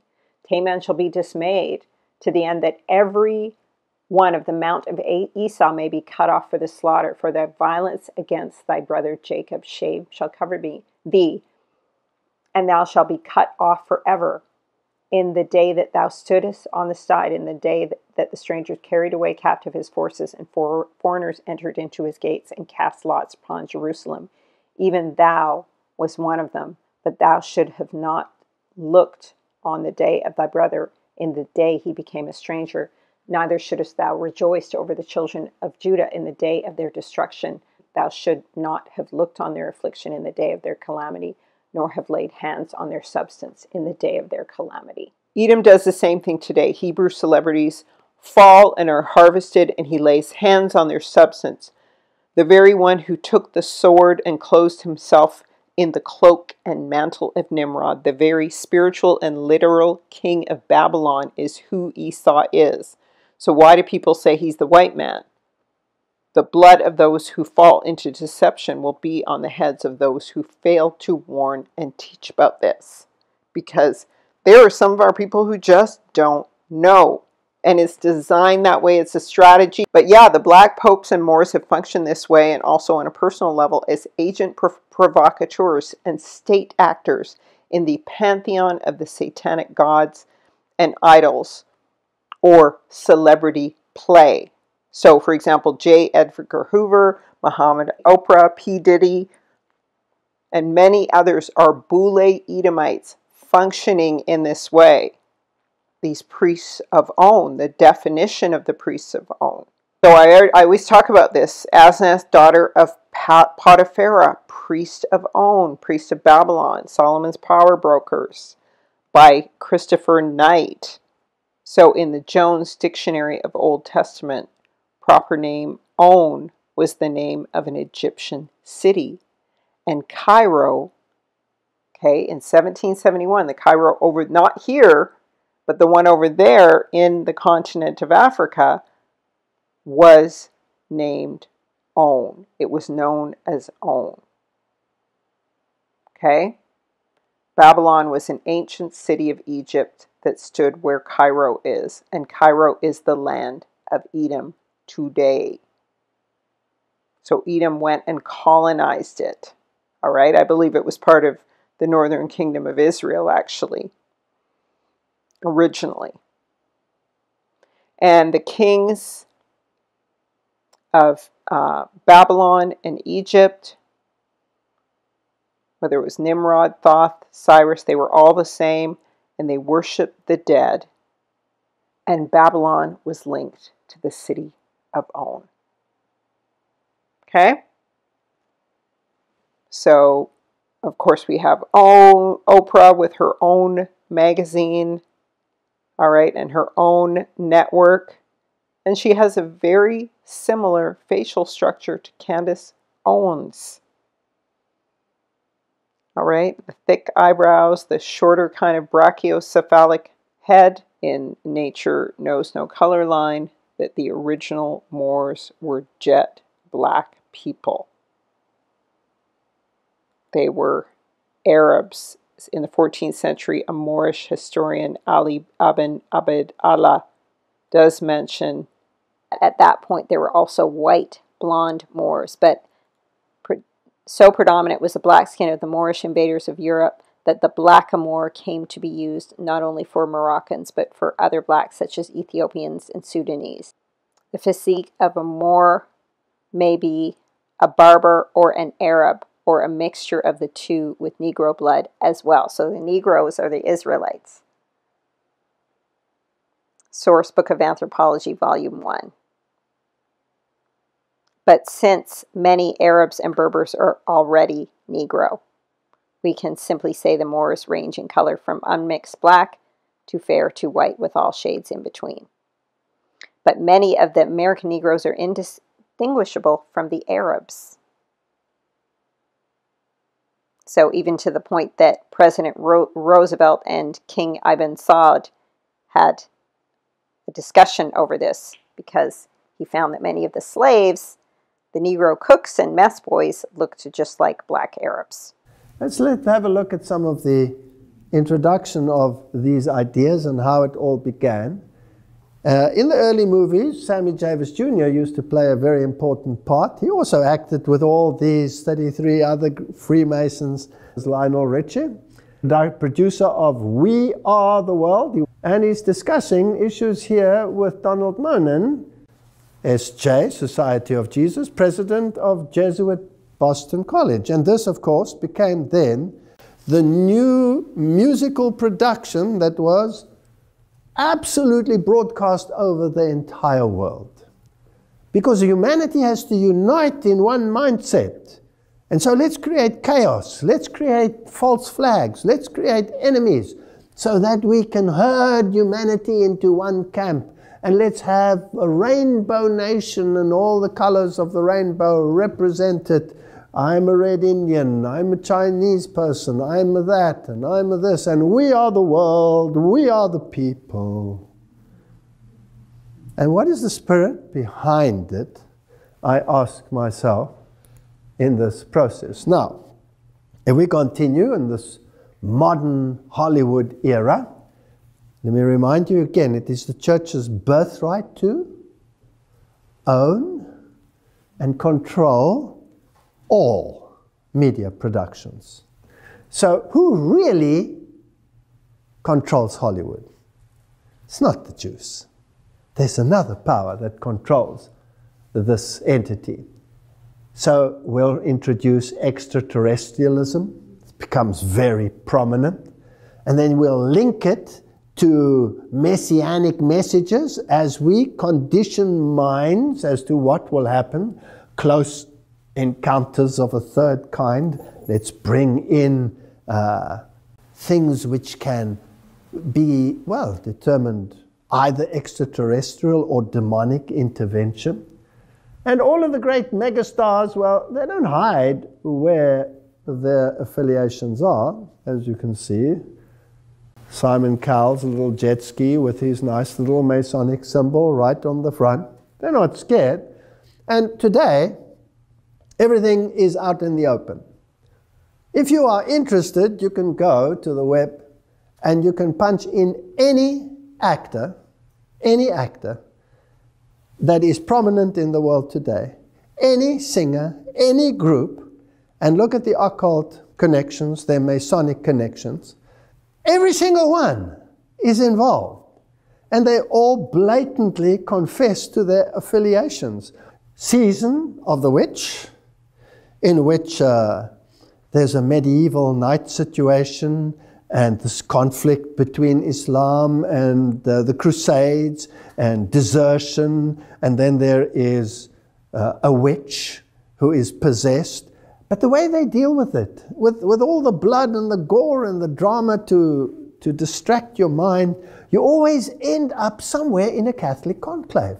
There's always a monastery where there is secret information and hidden knowledge, which eventually, even if all the monks are slaughtered in the process, the hidden knowledge will be able to be used and exercise this demon power. The power lies always in the church, and it's always available to you through the church.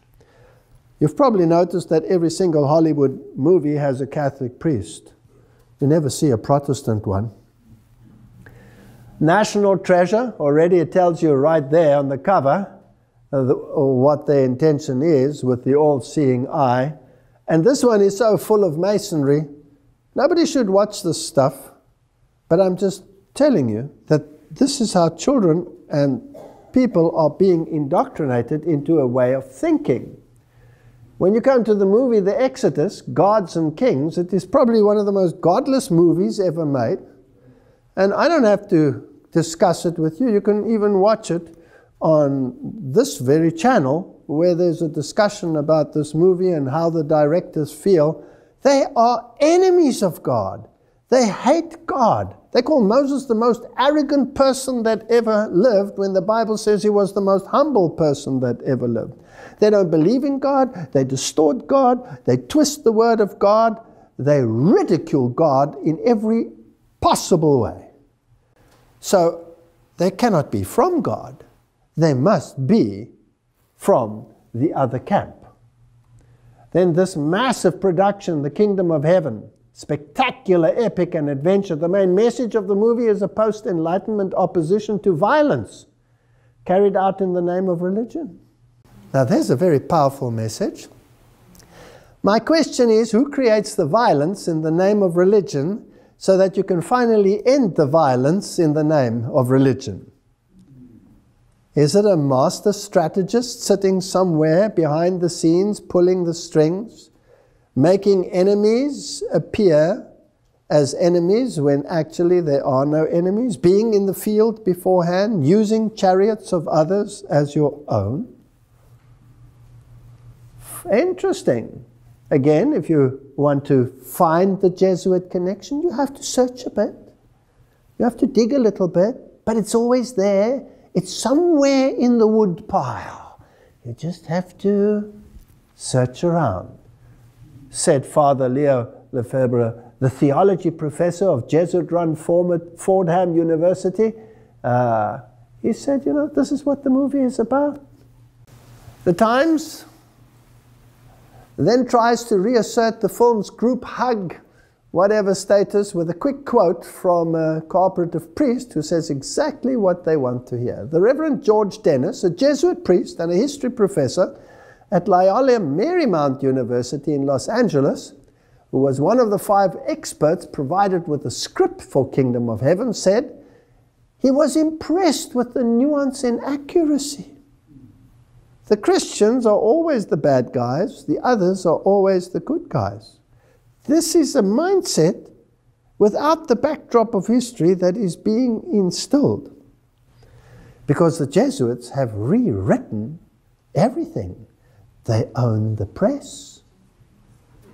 I want to remind you that in the occult world, in the esoteric world, good becomes evil and evil becomes good. So if somebody says something is good, you could in your mind just twist it around and say evil must triumph. My question is, who creates the violence in the name of religion so that you can finally end the violence in the name of religion? Is it a master strategist sitting somewhere behind the scenes, pulling the strings, making enemies appear as enemies when actually there are no enemies, being in the field beforehand, using chariots of others as your own? Interesting. Again, if you want to find the Jesuit connection, you have to search a bit. You have to dig a little bit, but it's always there. It's somewhere in the wood pile. So these are stories that are implanted, and the hero is always, in the end, the evil triumphing over good, made to appear as good triumphing over evil. And here's what I would like to say to you, Rabbi, since you're quoting scripture, okay?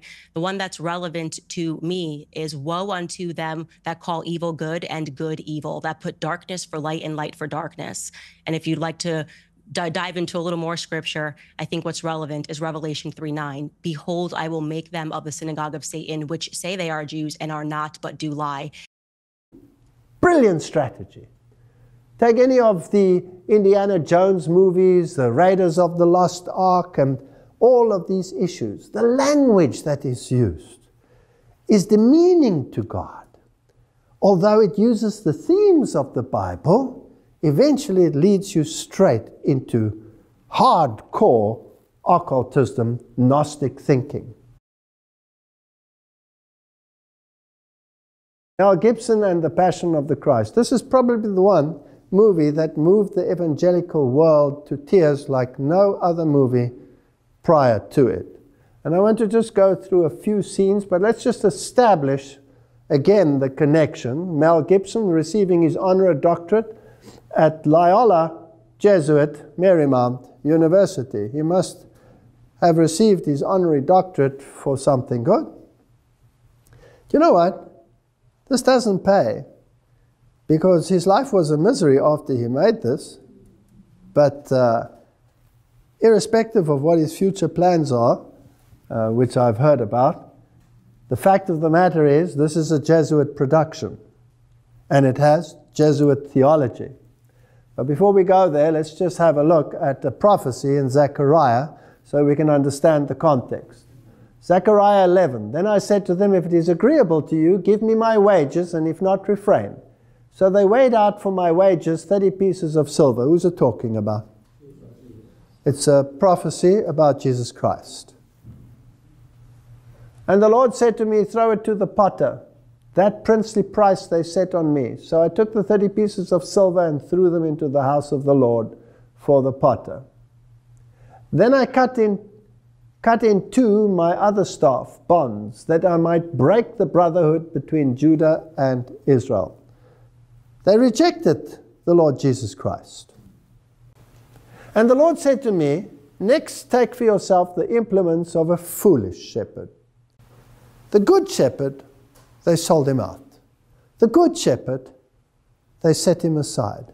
They crucified him. So if you want to set aside and reject the good shepherd, well, then be satisfied with the foolish shepherd. Now let's look at the foolish shepherd.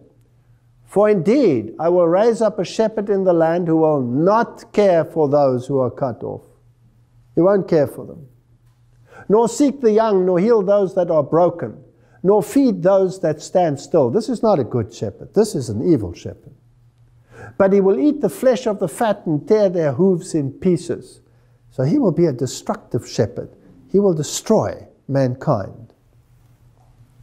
Woe to the worthless shepherd who leaves the flock. A sword shall be against his arm and against his right eye. His arm shall completely wither, and his right eye shall be totally blinded. Right. Those are the criteria in the prophecy of Zechariah. And these are the criteria which apply to the good shepherd or the bad shepherd? Bad shepherd.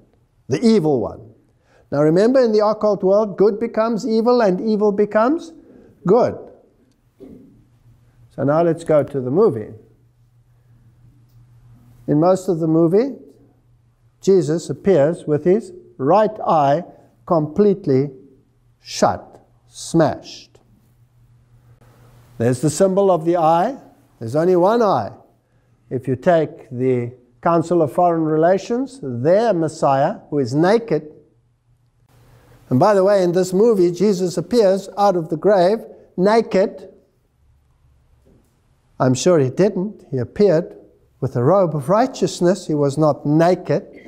This Messiah of theirs is naked and only shows the left eye. The right eye is never seen in their Messiah. So here, Jesus' arm is dislocated, so says this webpage, in order to make his hand reach the nail hole, meaning that his arm should be fully extended and straight at all times. However, in almost all shots of him on the cross, his body sags forward with his arms bent at almost 90-degree angle. So his arm is withered and his right eye is smashed. Now let's make sure again. Let's go to the occult world, Blavatsky. The devil is now called darkness by the church, whereas in the Bible, he's called the Son of God. The bright star of the early morning, Lucifer. There's a whole philosophy of dogmatic craft in the reason why the first archangel who sprang from the depth of chaos was called Lux, the luminous son of the morning. Or man, Vantarik dawn, he was transformed by the church into Lucifer or Satan because he is higher and older than Jehovah and had to be sacrificed to the new dogma. Now in the esoteric world, Satan is higher and older than the other brother, who is Jesus. And the war between the two of them is raging. And he, the older brother, was deprived of his position but will regain it. He will be the victor. So good becomes evil and evil becomes good. Of course, we know that he's a created being because the Bible tells us so, but not in the esoteric world. Or another quote here from Blavatsky, esoterically, he's also the serpent or the dragon that tempted Eve, and the dragon is an old glyph for astral light, which is the wisdom of chaos. So Jehovah is the serpent. He's the bad one. God is evil. So evil becomes good, and good becomes evil. Now, let's continue. In the movie, while on the cross, Satan, with an effeminate image, walks by, and he has the birth of the other Messiah. I want you to look at this child, because you can see his hairy arms and his baldness and his demeanor, and we're going to just quickly play this.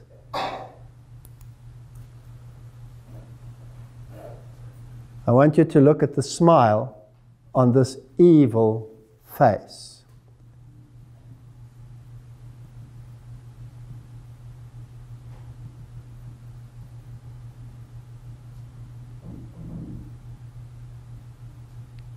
As he looks at the cross.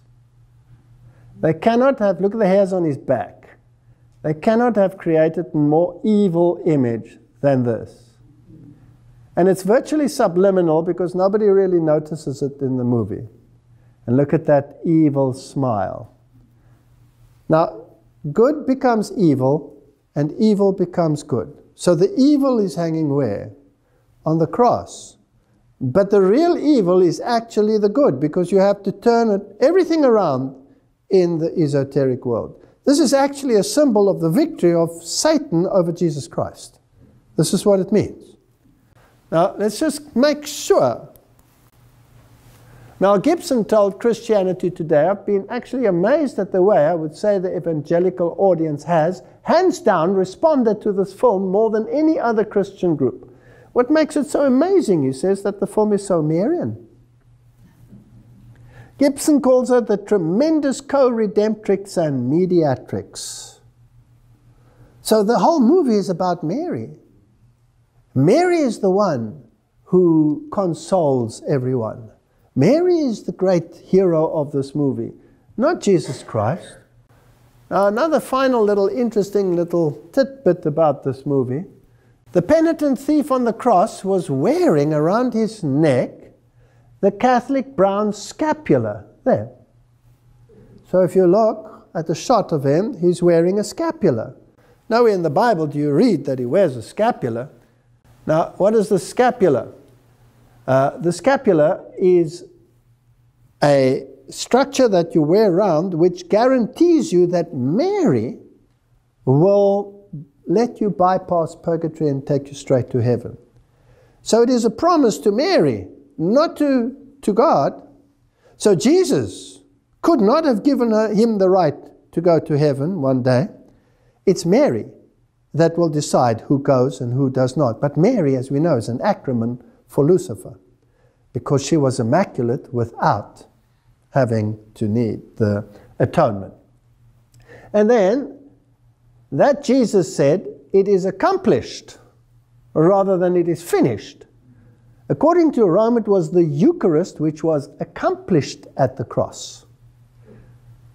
Now, this word accomplished is rather interesting. The Eucharist, the sacrament of our salvation accomplished by Christ on the cross, is also a sacrifice of praise in thanksgiving for the work of creation, says the Catholic Catechism of the Catholic Church. So it was accomplished, almost consummated. And it is, of course, the perpetual sacrifice of Jesus Christ, the constant treading underground of the Son of God, keeping him perpetual death, worshipped as a corpse. This movie is evil. And you can see the underlying evil in the subliminals. It is Gnosticism at its worst, dished up and sold to Christians as the representation of the suffering of the Son of God. It is an evil movie. John 19 verse 30 says, Jesus therefore, when he had taken vinegar, said, it is consummated, and bowing his head, he gave up the ghost. So says the Douay-Rheims Bible, which is the official Jesuit Bible. Whereas a decent Bible will say, when Jesus therefore had received the vinegar, he said, it is finished. And he bowed his head and gave up the ghost. Now, Thea's definition is to bring to a close, to finish. The sacrifice is complete. It's not complete in this movie. And when you speak about pedophilia, you know, it's funny, you just converted to Catholicism. In 2002, Pope John Paul II, a pope that you would probably like, he was very conservative. He was a great man, great friend of the Jewish community, recognized the state of Israel, sent an ambassador in 1994. He apologized, very frail, to the world Catholic community, saying that at least 2% of all Catholic priests were pedophiles. Later, Pope Benedict XVI apologized again. I met Pope Benedict, a great man, great friend of the Jewish community. He said it was 4%. Then Pope Francis raised it probably even higher, 6%. We know 1 million people, almost 1 million people, children in France alone, according to the French government, were abused by Catholic priests. But you've never once condemned Catholic pedophilia. Okay. Everyone knows it was the biggest scandal in the world, but only the Jews are pedophiles. Is that anti-Semitism? Okay, let me ask Candace, do you condemn pedophiles in the Catholic Church, Christian pedophiles? Yeah, he's just lying again. Actually, on my show, I spoke extensively about Frankism, and I told people that there was a conversion into the Catholic faith. And one of the things that I believe is that all of the Abrahamic religions have been infiltrated by Satanists, and that is what I've said. So they've decided to pull apart only the piece where I'm talking about Judaism and not where I'm speaking about all of the faiths having been infiltrated, and speaking about how it's important for everyone to recognize this so that you can realize that there is this sort of satanic cult that's operating within all of the faiths. And I think that they use Christians and they use Jews and Muslims as well. I've said that on my show multiple times, so he's just absolutely lying about that. I think the difference here is that you'd be hard-pressed to find a Catholic that would in any capacity defend pedophilia. Because let me be very clear, you could never attach me to my identity in any way, as a woman, as a Black person, that I would be so extreme that my instinct would be to defend pedophiles. It's unbelievable. Like that part really just did not make its way around the internet enough. People were pulling clips and I was going, but this is actually the most crucial part because it's exactly what I am talking about. That we are speaking about tribalism and fanaticism that has gone so extreme that the instinct is to scream and yell and smear and libel the individual who is bringing the fact to the public, a fact that everyone should agree on. Pedophiles should be tried. People who rape children should be tried. Their instinct is to attack Candace Owens for saying it, rather than turning to the state of Israel and saying, you know what, we give you way too much money. You're not getting a single dollar until you extradite these monsters so that these parents to these children can deal with this trauma, can feel as if they received some justice in the end.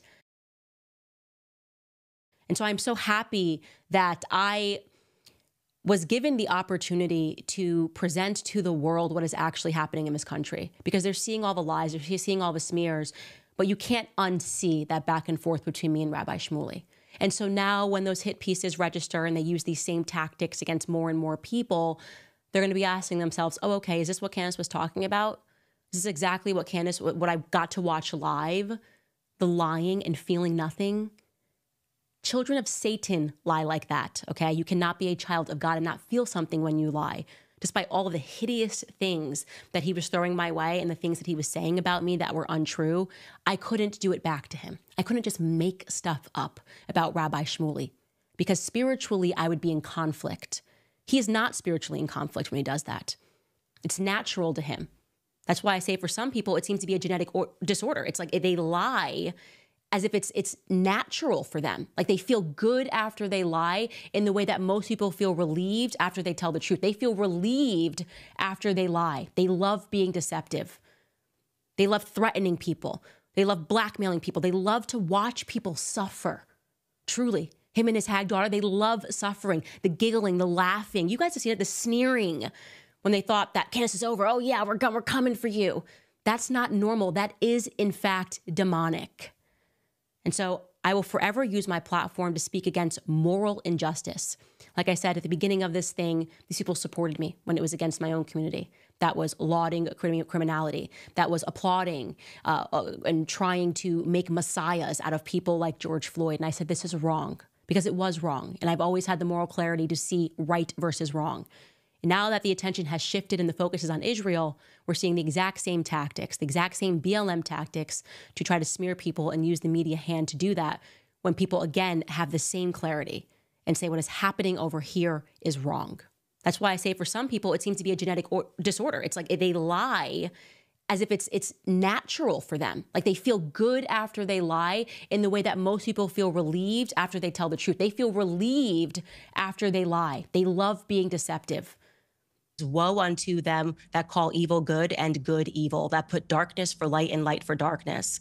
And if you'd like to dive into a little more scripture, I think what's relevant is Revelation 3:9. Behold, I will make them of the synagogue of Satan, which say they are Jews and are not, but do lie. And I'm speaking directly to you, Rabbi Shmuley. The fact that you would try to say, I am Jewish and this is what I believe, and do and say the things that you are doing. People can see and hear evil, and what you are doing right now is an act of evil. The lies that you are telling, not just on me, but also on my family members, are a good example for the world to see what we are referring to when we call something radical Zionism. But you have to remember always that there's always a dualism in Satan's realm. Good is evil and evil is good. And it doesn't really matter who's playing evil or good, because there's always a front man and a background operator. So this is the god Pan. This is the one who they worship. But Pan has a representative on this planet. And that representative also has a general. And that is, according to the Protestant Reformation, none other than the papacy, whom they identified as Antichrist. So let's go to the Pope and see what he wears and how he displays it. Now, Pope Francis has decided that he was going to dispense with the golden cross, and he kept the silver cross, to which he was accustomed, as his papal cross. And it has on it, and you can see it over there, the emblem of the Good Shepherd. Now the question is, because there are the sheep behind it, and there's Juno the dove, which is pagan form of the deity Juno, and is not a symbol of the Holy Spirit. The question then is this Good Shepherd representing Jesus, or is it representing the god Pan? And Pan, of course, is Satan. That's what it is. Now you will see that he has his arms crossed, like this. Now Jesus is never depicted with his arms crossed like this, but the god Osiris is always depicted with his arms crossed. And as we have seen, the cross is a symbol of victory and a new order which will be brought in by the coming Messiah, which is of course the worship of Lucifer, which precedes the coming of Christ. So this god here, by the very nature, is the god Pan. But am I now on speculative ground? So let's go to his predecessor and retired current pope, who happens to be Pope Benedict. And there he is. And this is his coronation. And he's receiving a mitre, and on his mitre there is a deity displayed. Now I've tried to increase the size, but the quality is not very good. Of course he has the broken cross there with him, symbol of the broken cross, the bent cross, symbol of victory over Christ, of Lucifer, with an emaciated Jesus hanging there. But this deity over here is playing an instrument, and if you look very carefully, you might recognize that it is the pan flute. So he has the god Pan right on his head. He's the representative of Satan on this planet. That is what the symbolism says. Whether we like it or not, that might sound incredibly harsh, and I apologize for saying it as bluntly. Now let's go back to another movie which is used as an acronym. They can take snippets of history and turn it around to allegorize their existence. Robin Hood and Little John, the famous Sherwood Forest couple, and the merry robbers who took from the rich and gave to the poor. Now, who is more concerned about the poor today than anyone else on this planet? Isn't it the Pope? He's constantly saying we must take from the rich and give to the poor. He's the ultimate Robin Hood on this planet. Now, in this story, it's even in the form of a statue in England. They've glorified the story. Now, it has an ancient origin, but it has been allegorized by them to meet their needs. Now, in the animated Walt Disney one, this is John. Again, you have a John, who is the sophisticated one, the clever one, the one who wields the sword. Now, in the previous John that we had, Peter Pan and Mary and John, he can also be an acronym. The one who wields the sword, will it be the white pope or the black pope? It'll be the black pope, right? Now, let's go to this story. Here we have Little John, and there you have Robin Hood in an animated form. But I want to show you the hat that they're wearing. And I want to remind you of Peter Pan, that also has the hat with a feather. So it's the same symbolism that they are using. Now, in the story, Robin Hood has his band of merry men in the forest, and he's fighting against the evil lords that control England. Now, England, of course, always was a renegade papal state and had to be constantly subdued. So the evil ones are the ones who run England, and the good ones are the ones who will take care of the needs of the poor, which the others never did. So again, good becomes what? Evil, and evil becomes good. Now, in the story, one day he meets Little John, and he says, "What are you doing here?" And they start fighting, and they battle on a log. Eventually, Little John actually wins the battle and smacks Robin Hood so that he falls into the water. And they all laugh and make friends, and he takes him into his band. And Robin Hood actually tells him that you are greater and stronger and better in battle than me. You lead the people. But Little John declines and says, no, no, no, you lead the people. But when Robin Hood gets captured, the one who takes over the leadership is Little John. So in the acronym, who is who? This will be the leader, the front leader, and this will be the power behind the front leader. So this becomes the papacy, and this becomes the black papacy. So it's the white pope and the black pope. And let's see how this unfolds. Now his name is John. Whose name is John? All of them are John, right? All of them are John. John is an acronym. Now the John that they're actually referring to is mostly John the Baptist. And we'll see why in a moment. News, UK, Jihadi John. Extremists not radicalized by MI5. So there are rumors that MI5 actually radicalized the people that they're fighting now. Well, if you go back into history, it's very fascinating that all the so-called enemies were trained and received not only their training, but their weapons from the very ones who became their super enemies in the end. The Mossad trained many of the jihadists and the terrorist groups that plague the world today, Al-Qaeda and all of these. So these are all groups that have been set up. Now, this mass murderer, or this brutal murderer who always wears in black, has got the acronym Jihadi John. Okay, but that's not his real name. His real name is Muhammad Mwazi, which has nothing to do with John. And then, all over the news, they plastered the image of Jihadi John beheading his victims, in this case, Foley. Now, question. Is this real? Or is this what they want you to believe?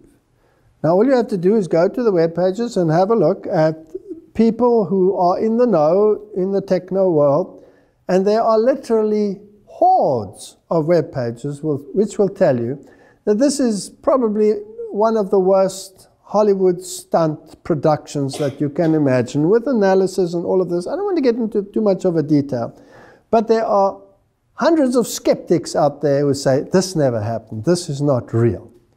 So I wanted to know the various actors, who are they and what happened. Now, according to USA Today, James Foley was educated at the Catholic Jesuit College in Milwaukee.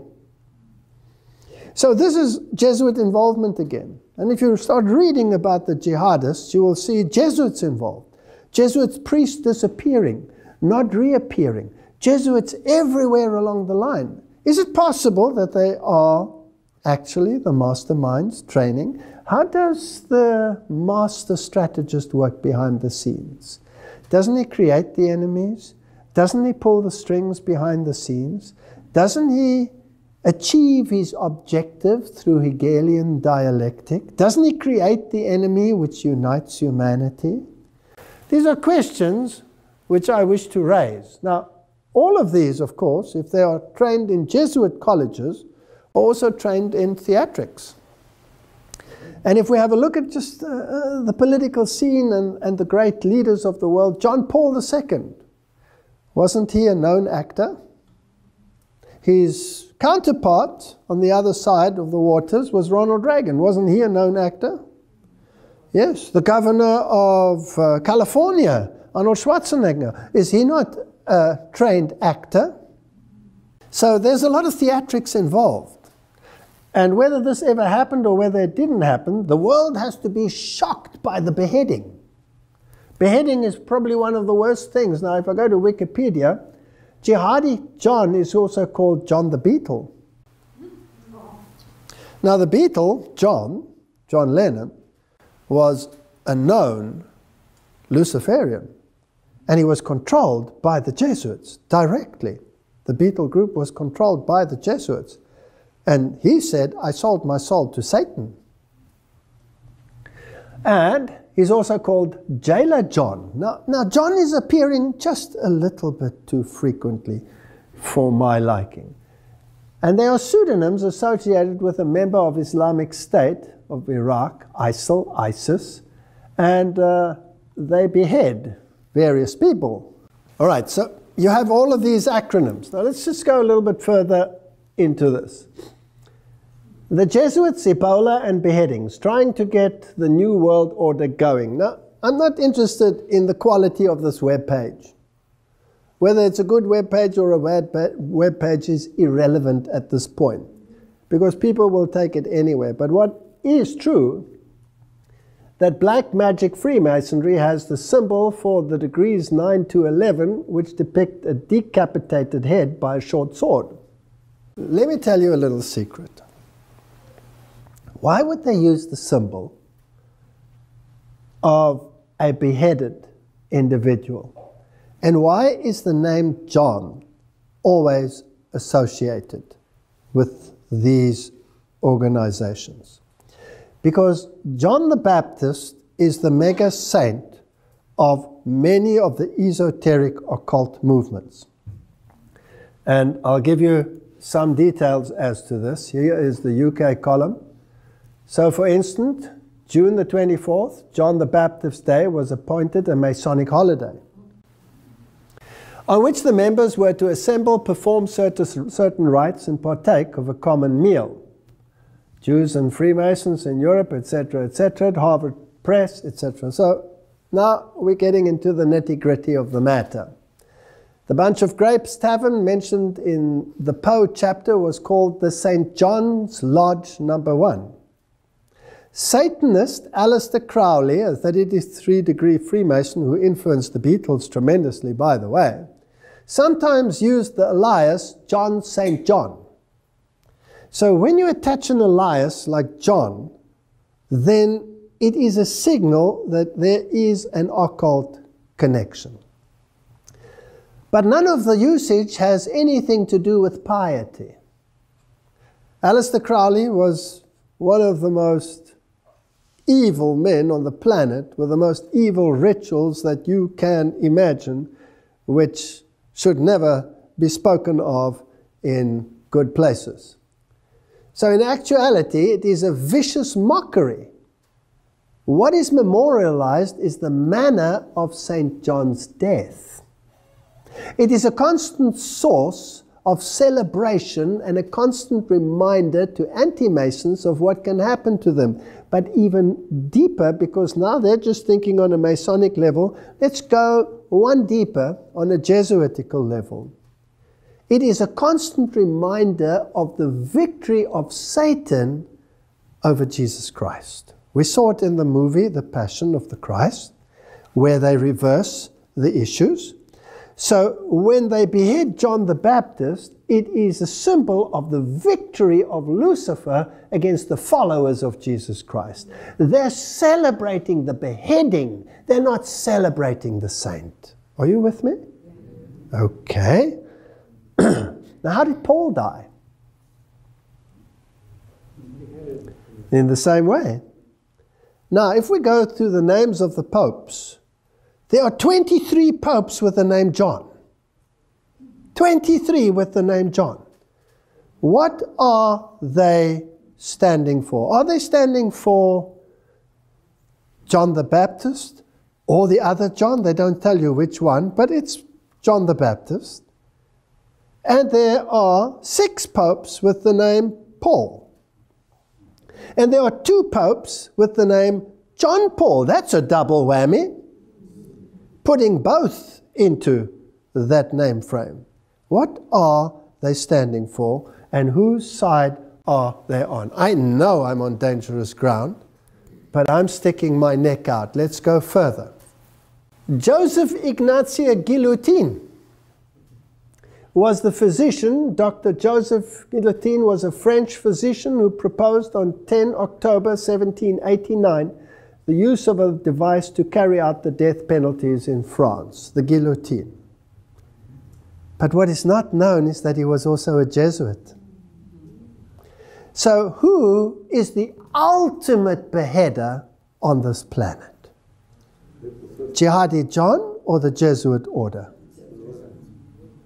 And what they did in the French Revolution to bring in their new system of government, which we've talked about in the past in Revelation chapter 11, this beast that rises from the bottomless pit with this godless philosophy, will be controlled by people who celebrate victory over Christ by beheading. This is the Cathedral of St. John the Divine. It is the largest cathedral, arguably, in the world. It is the Episcopal Cathedral, which is, of course, totally controlled by occultism and Freemasonry, as everybody who has just done the slightest bit of research will find.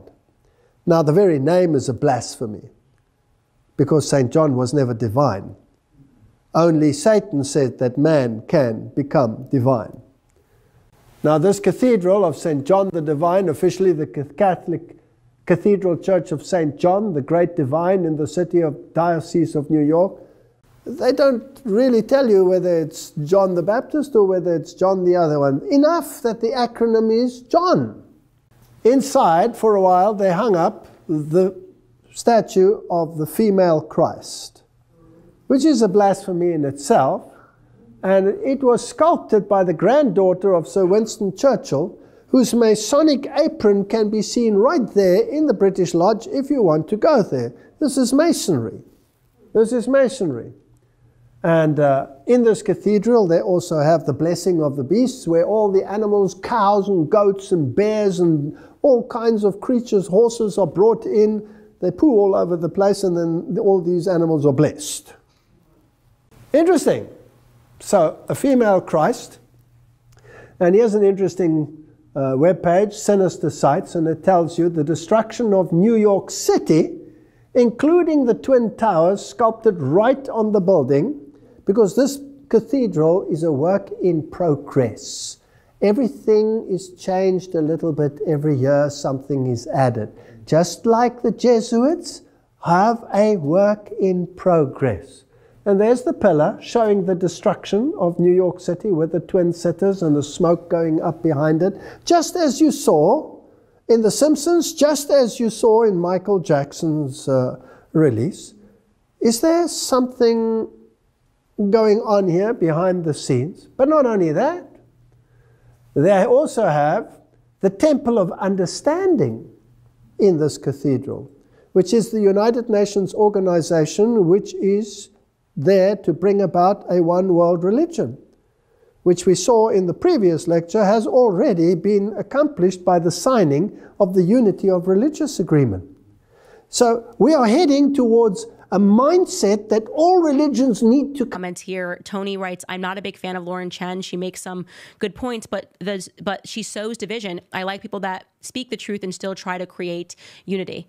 Yeah, I think there's a lot of people who are maybe feeling lost in the process of politics, like, and sometimes that comes across as you're not trying to fix things, you're not trying to bring people together. And I think I got there. I think that's kind of called taking the black pill and learning about all of the different religions that live together peacefully and there were no issues. And that is at complete odds with what we are led to believe. And I would say, especially like 9/11 generation, it was really impressed upon us to just think all Muslims are terrorists. And I think most people in America would agree with that. If you were a person that grew up during 9/11, I think I was in 7th grade when it happened, that was kind of the insistent narrative, not just from the mainstream media.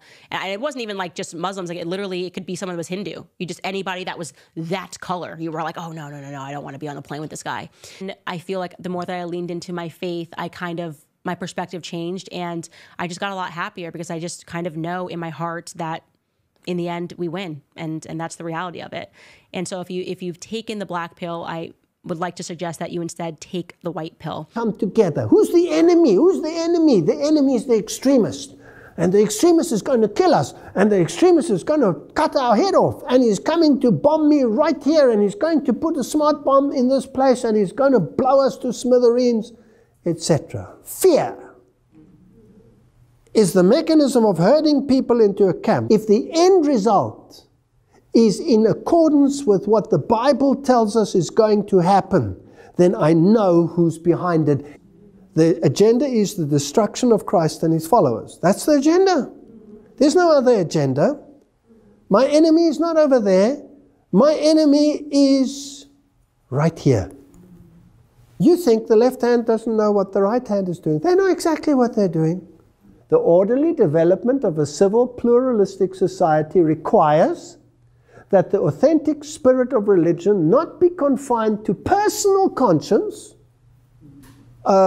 Is this in harmony with the Bible, yes or no? No. No. But that its significant role in the construction of society is recognized, said Pope Francis, his remarks to the Italian president. Though independent, the church and state share the common responsibility. What kind of legislation do they want?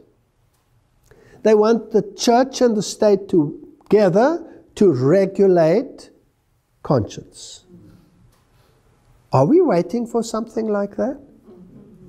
Isn't this a prophetic scenario in Revelation chapter 13? Pope Francis strongly condemned violence in the Middle East Friday on an interview with the Vatican correspondent, Barcelona-based daily whatever. He says, quote, a fundamentalist group, even if it kills no one, even if it strikes no one, is violent. Now it gets fascinating. The mental structure of fundamentalism is violence in the name of God. You see the violence of Israel against the Palestinians, the uncontrolled violence and bullying, is going to be conflated with any violence that the true nation of Yasharel does against their satanic enemies. So violence becomes the enemy, not Satan. All right, so who does that include? What's the definition of fundamentalism again? Protestant form of thinking that takes the Bible literally. Do they know who the problem child is? who could be part of this fundamentalist group that doesn't strike anyone and doesn't kill anyone, but by their philosophy is classified as violent? I'm interested. Please tell me. We're so blind that we do not understand prophecy anymore? Who is the enemy? Who is the enemy? My Bible tells me it's the man of sin who sits in the temple of God pretending to be God. And he's using the beast out of the earth to do his service for him because he controls him. Called to expose the man of sin. In the very time in which we live, the Lord has called his people and has given them a message to bear. He has called them to expose the wickedness of the man of sin, who has made the Sunday law a distinctive power, who has thought to change times and laws and to oppress the people of God who stand firmly and honor him by keeping the only true Sabbath, the Sabbath of creation, as holy unto the Lord. Let me tell you something, that is the enemy. We cannot now choose an enemy here and choose an enemy there when God has already revealed in his word and through the spirit of prophecy who the enemy is. So, family, what I'd like you to remember is that Rabbi Menachem Mendel Schneerson, the leader of the Lubavitch movement, is revered worldwide for the contribution of ethical teachings and values. I want you to notice that they promoted values every year. Values relate to numbers and calculation. And notice the scripture in Revelation 12 says to calculate the number of the beast. It is 666. And that is why people are holding up this hand sign for 666 all the time. That's Chai Zi Us. That's Jesus and God. Odin, luck, own. So we know it's the Jesuits, it's the Catholic Church, and the Pope who changed laws. And we now know Satan is seeking to change times by all of these lies, even through time travel, because he and the fallen are imprisoned in time. And they can't go into the eternity of Yah's face. So they deal in numbers, like 666. We have morals. The other thing these people are calculating is the fall of the petrodollar, and which has already happened through Abraham Traore taking in Venezuela into BRICS and controlling the oil industry. But that full crash is about to take over. And all of it is going to coincide with the November election. And they are using, again, the right hand and the left hand to steer everybody into a collision. The catalyst for the Hegelian dialectic, problem, reaction, solution. All these celebrities are lined up to be your priest after this terrible clash. Again, the same star system that's in place and the same priests. Even Stephen Baldwin, the Baldwin brothers, said after the November election, you have to pick a side. You have to decide whether or not you're a Christian, basically. They got Justin Bieber, Mark Wahlberg, Dennis Quaid, Jim Caviezel, Mel Gibson, and of course, Denzel Washington. All of these Christian and Catholic players are basically ready to take up the cause for Christ in this new era. Why? Because they want to be your priests again, as they currently are. These are not those numbered and allocated according to the 12 tribes in the cosmology of heaven. Nope, these celebrities will bring unity, peace, and safety. The old celebrity star system will pass away, and you will relish that fall of all these old stars and politicians. But then what they're hoping you'll do is pick them up as your new priests again. I mean, I'm as excited as the next person to hear Candace call out all these truths about pedophilia, the synagogue of Satan, the satanic church. But remember, Black Edom is part of the synagogue of Satan. So the question is here, in the event that these people don't go all the way to Mashiach and Yasharel, are you going to let people like Candace Owens, Russell Brand, Redacted, Tucker Carlson, Denzel Washington, all of these satanic celebrity Christians set you up for a satanic false kingdom of Christ? Because the Antichrist will be all about the Bible, Babylonianism, and the rule of Satan. It's just a changing of the gods in the same captive celebrity star system. It will be peace and safety, and then sudden destruction is what these actors will bring to this old star system of the Ish is being thrown down, but not the Edomite one. Remember, Edom was the first Pharisee and Herodian who built the last temple in Jerusalem. Now they have to bring in Nimrod to present himself as the final Antichrist. That's the seventh beast leader. So these people are set up to be players and actors who will usher in that beast system. What I see is Candace is publicizing all of this, not only to galvanize everybody to move towards the satanic Catholic Church, but praise Yah, she's also going to speed up the awakening.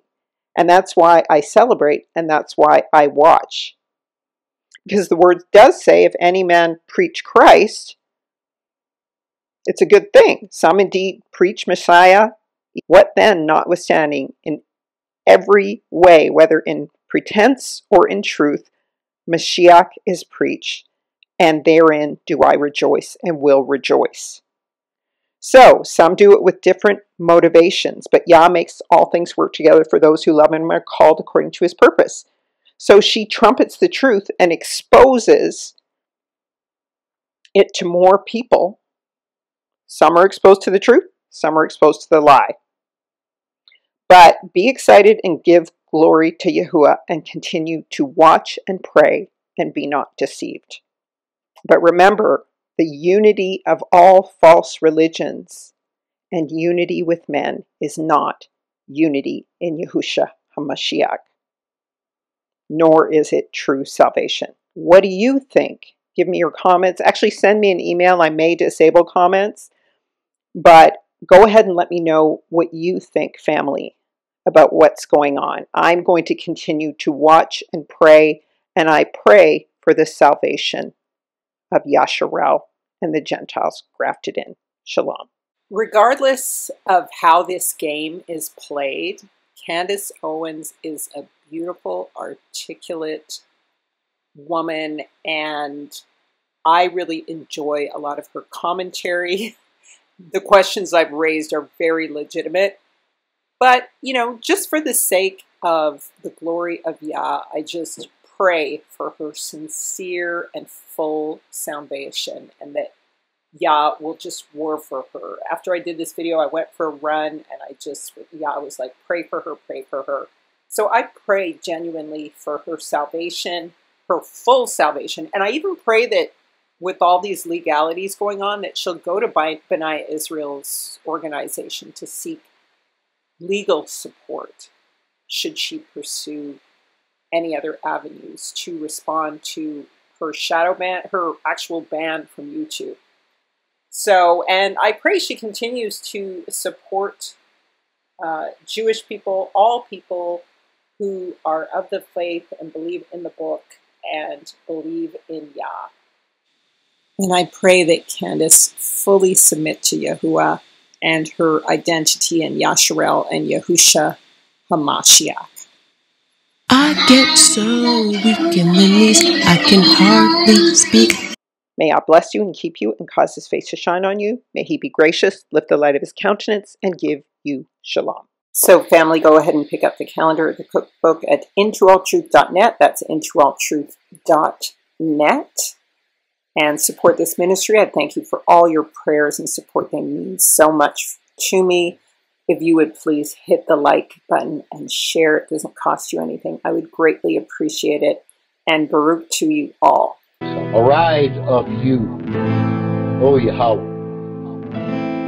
Let your enemies be scattered, and let those that hate thee flee from before thee.